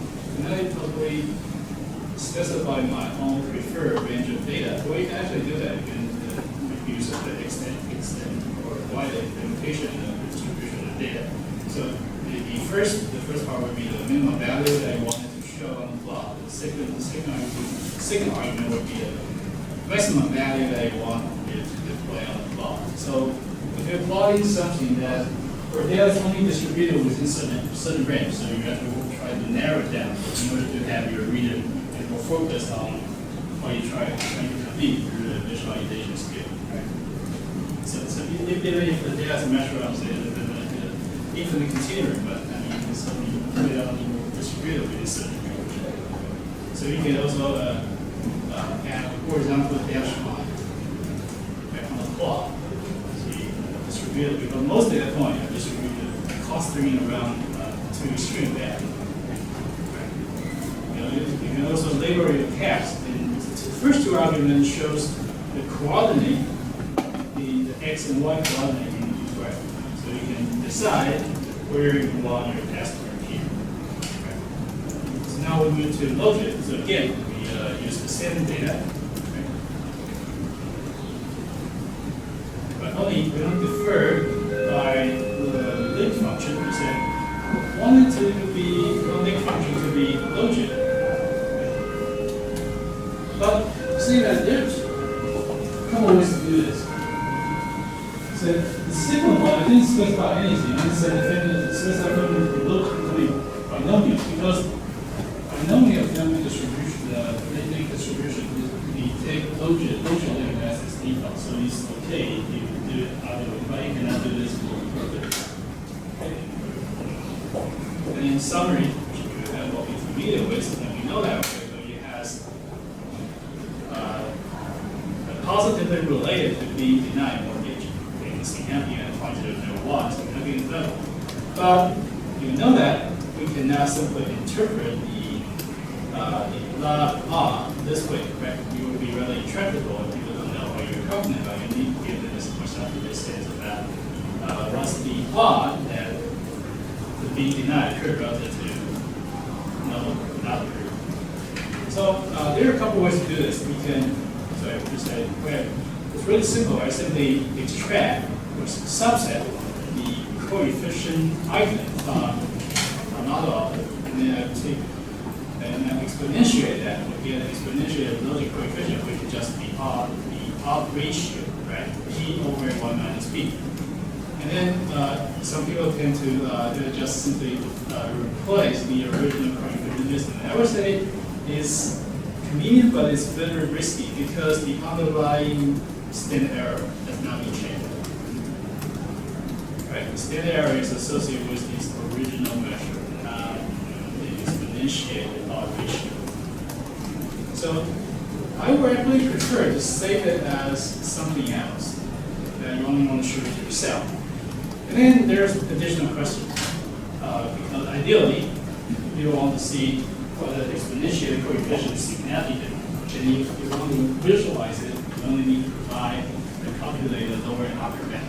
So you need to calculate your exponentiated logic coefficient in odd ratio terms.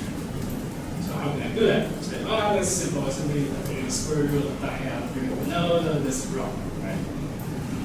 Right? Because the estimated coefficient for the logical regression model and OMS regression are measuring the estimated coefficient are measuring different scale, right? Remember the exponential. So we can actually convert that into a more handy data frame object, right? Using the group package. So you provide a ID function. But you can also retrieve any function about the acquired function.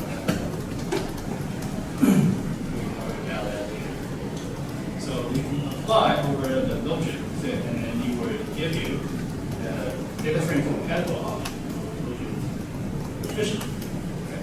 But you need to be aware that this does not always work.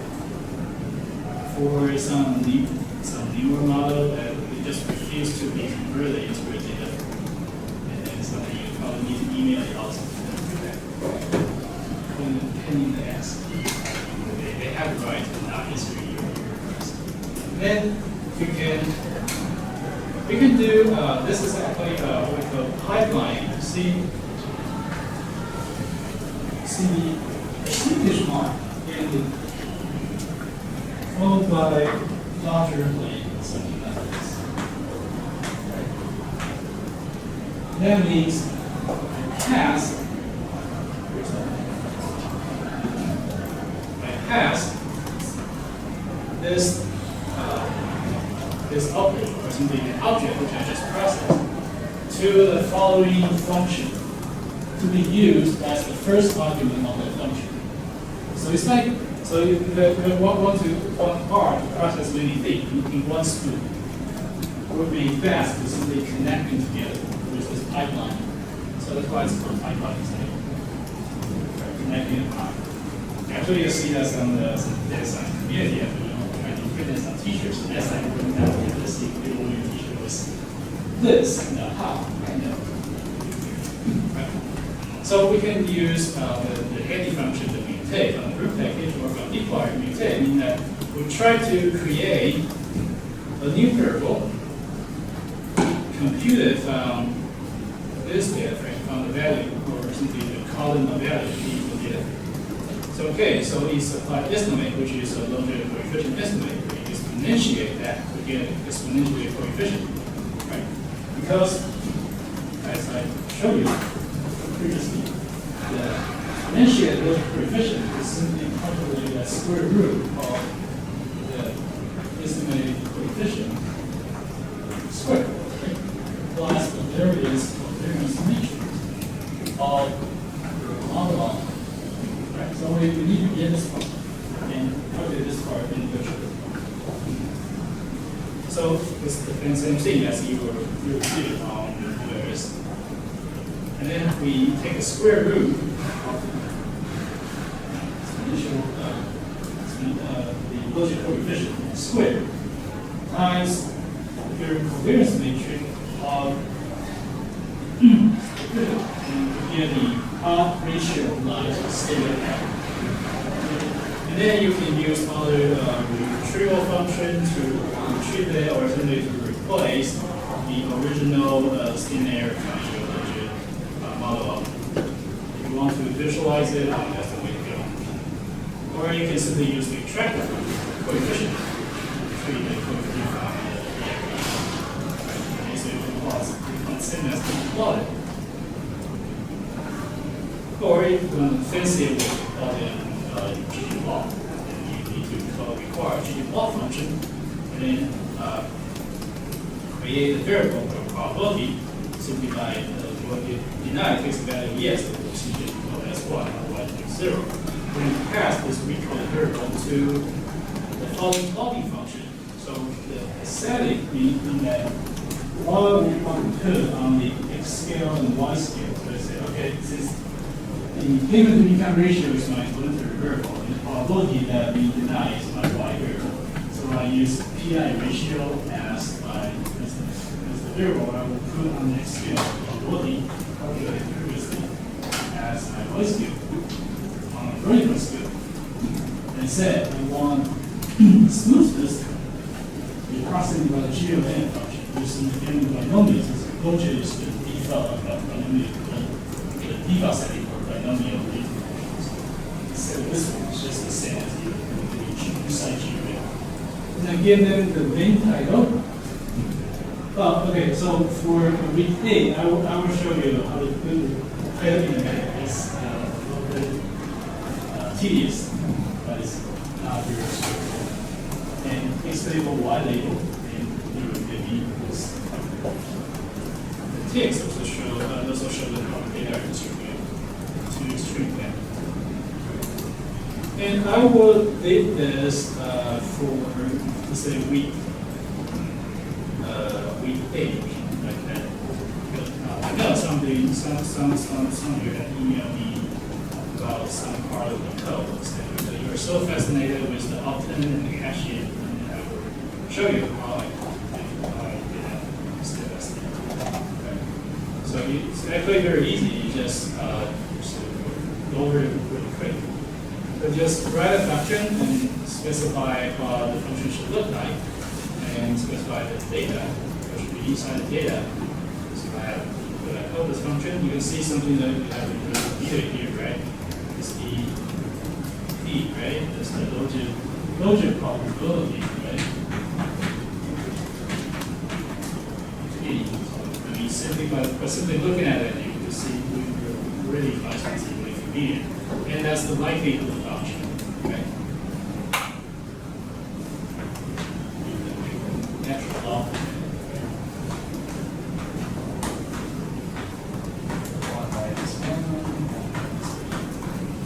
Simply connect them together.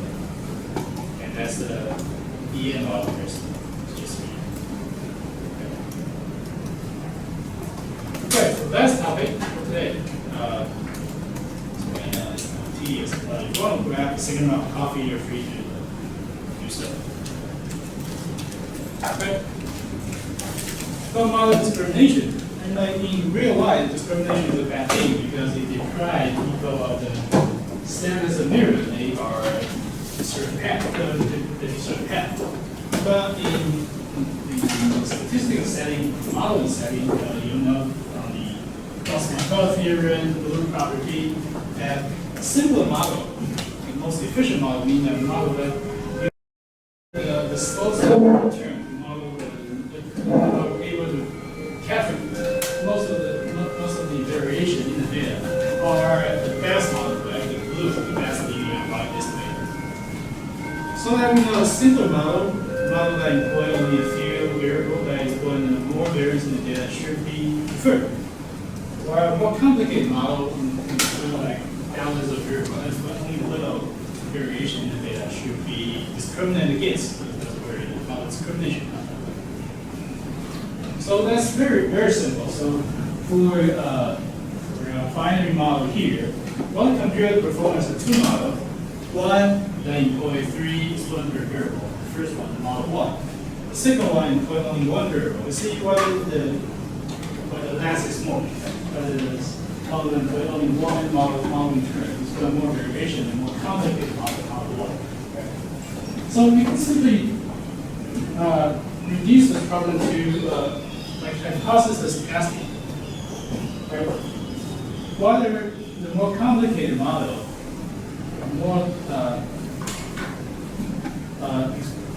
more likely to So the variable that put in the model can be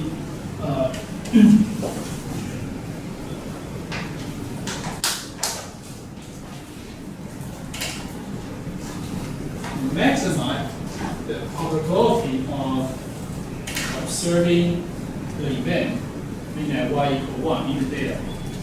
Relative to simple model, where you only use one variable, but we can still model the probability, maximize the probability of observing the event k times of the intra in the data set.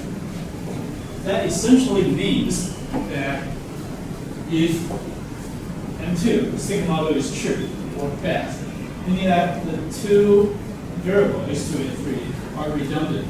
Right? They contribute little or no information for predicting the event occurs, probability of the event occurs.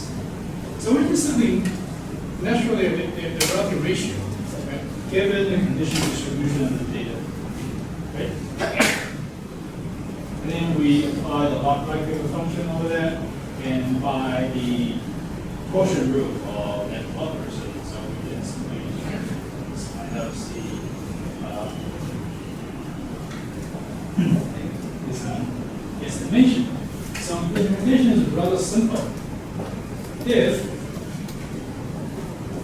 N2 maximize the probability, then N1, then the smaller likelihood ratio should give more support to N2 over N1, right? On the other hand, if N1, a more complicated model, maximize the probability of observing the outcome variable of interest, and N2, meaning that it has larger value than this, right? Just like the odds ratio calculator. Then we should support N1 over N2.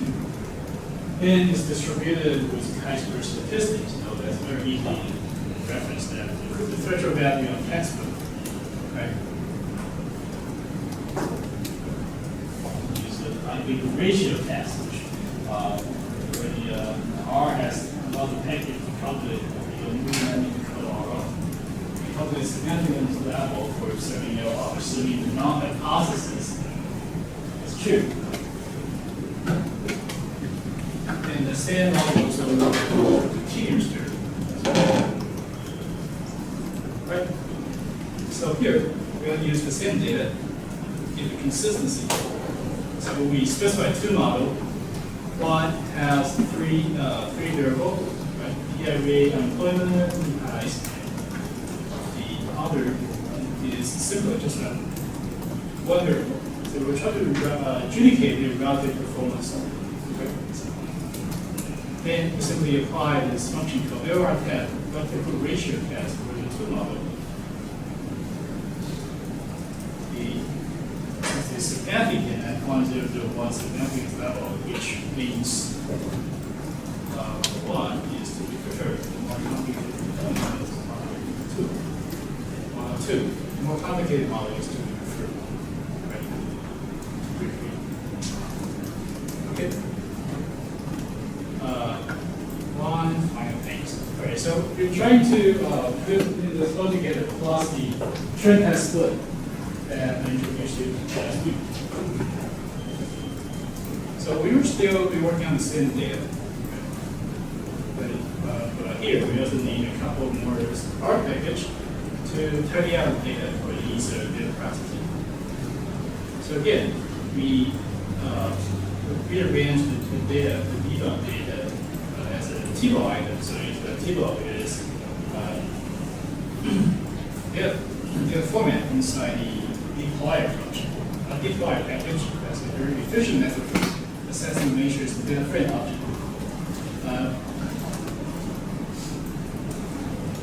But you may also notice this. In many of the R part demonstration code that wrote for this file. You may notice this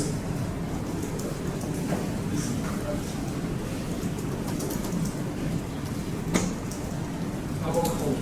So what is that? Well, the R universe actually is serves two purposes. The first is we want to call some item. So usually some function inside the package. So this will be the package name. And the function. Another thing is to distinguish the function that share the same name from different package. I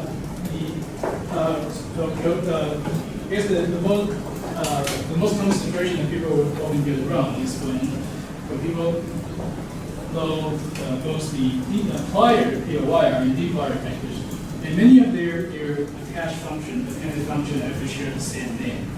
So I will get really confused. So for mutate, right? For the mutate function, so do you want me to track the mutate function on applier or dplyr package? I'm confused. Just tell me where you want to treat the function. Then you should probably specify the applier. No, I don't want to mutate function dplyr. I want it on applier. That's one way to distinguish source of the function. Yeah, so we're going to check out the data. So we have 10,000 observations, 4 columns, 4 variable. So again, here we're doing necessary conversion from the text value into a binary numerical value, and then we do train path split. You can use the data partitioning from the carrot package in textbook, or to use this just here to demonstrate how much different data partitioning method. So we'll have a 75-25 split using 75% of the data as our training set, 25% of the data as our testing set. And then this will give us an index for subsetting the data. Right? And then we apply the index to the row index of this data frame, the default data frame. Right? So we will set as training. So here, see what is this explanation mark? It works just like the minus sign. Index. That means for all row inside this data frame, for those not in this index, I will sort it into my testing data. That means no. Okay. Now we create the two model. And also, if you read the email that I sent you last week, the star sign means that, okay, I want to generate interaction in fact plot their constituents. So if you multiply income by student in R, you will have 3 variables because you enter something like this. You have an GLM function. R will interpret this as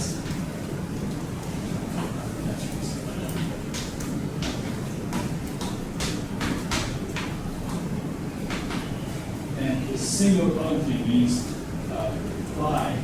We multiply all the value across A by all the value across B.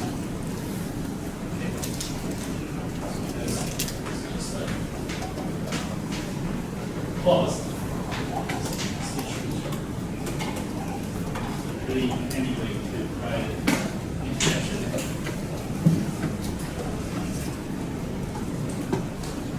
And we also specify another variable that has one additional variable, balance. Right? So both are trained on the training data. So we have 2 non-subdivision. Right? And then we can, of course, use this what you already know. The MFS marginally fat, package of the marginally fat. Right? And it's hard to decipher because the fat is so small, marginally fat is so small.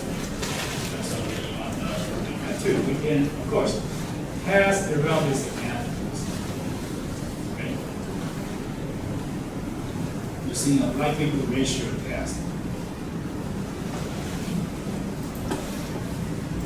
And then here's another function that we showed you last week, but I didn't make it clear.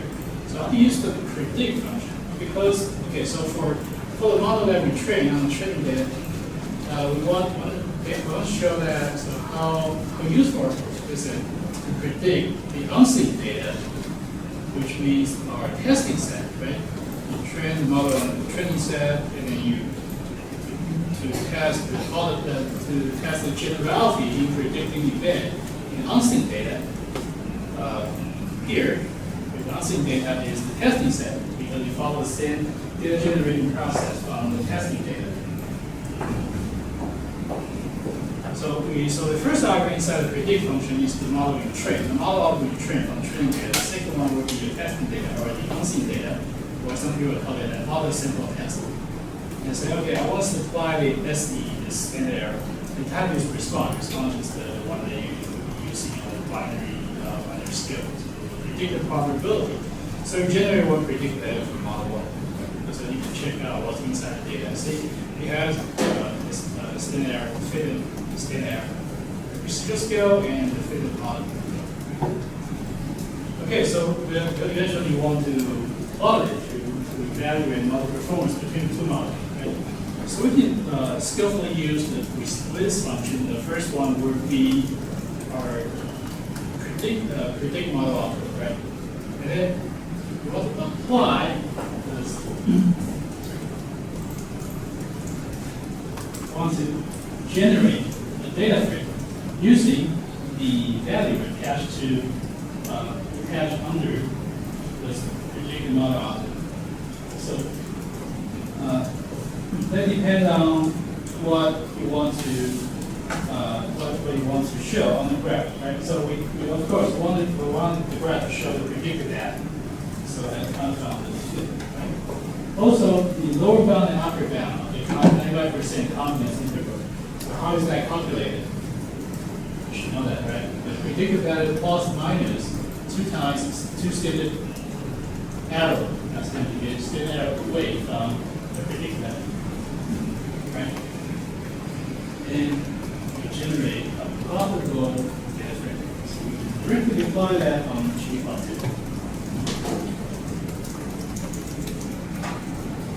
So the first item inside G plot is probable, which we just generated, and then we want the x-axis to be income, right?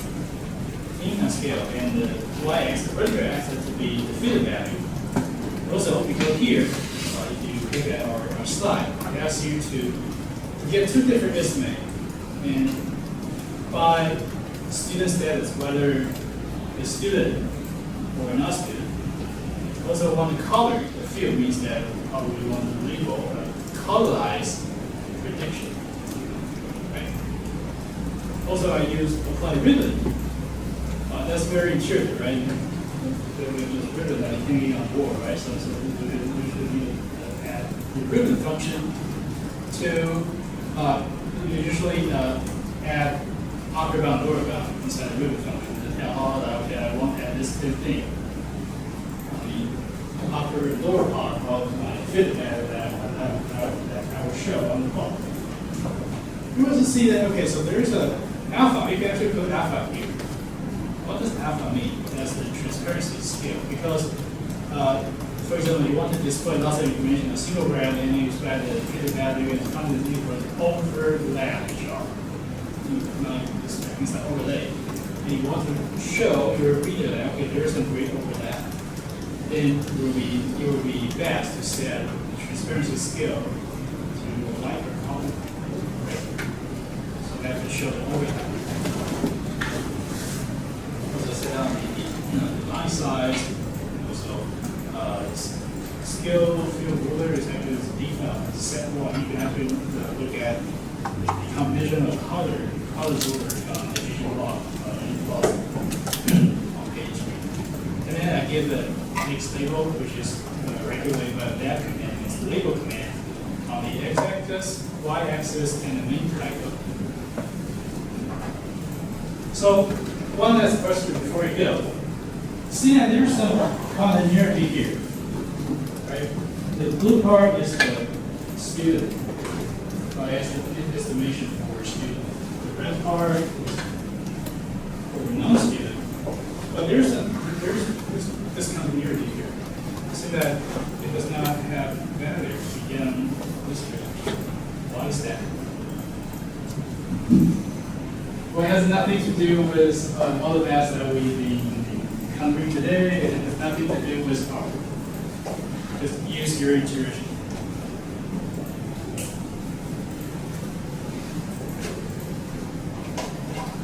Well, if you work for a credit card company, instead of applying a new card, applying a loan from you.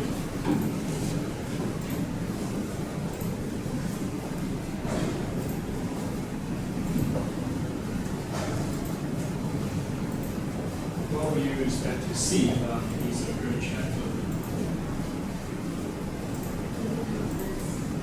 Right. Basically, your sheet does not have regular salary, right? So that's why most of the invested, unless you're Ken Griffin, the CEO of Citadel investment training company, he kind of like built it there. It was a sophomore that operated. Most of us were doing this one. So that would be it. Okay. So any further question or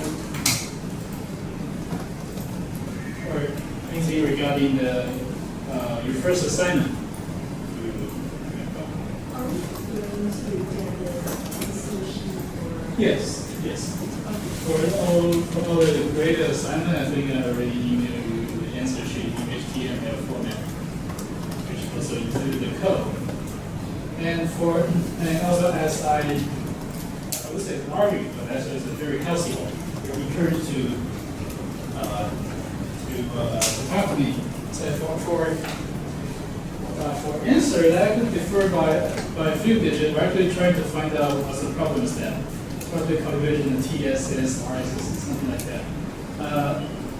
As long as your process is correct, then our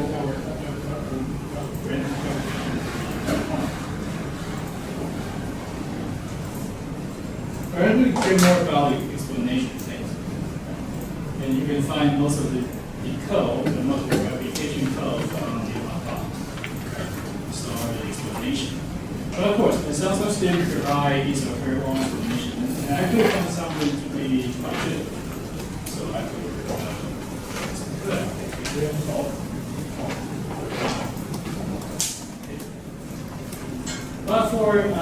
but that's all for minor error. I forgot to do this step, but if your description actually makes sense, I also written in the problem. But for some, there's a fundamental error.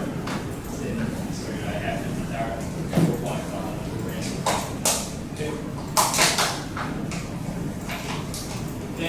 But also if you find out that okay, say that well, if you find out that there's a difference between your code and my code, and you believe that your code actually does this better, and I will also accept that. I think I could leave it open so long as that they can replicate it yourself, and I find that the procedure actually makes sense. I don't have to doubt anything. There are different ways to do R's, and they must be a couple of different ways. And I believe there are.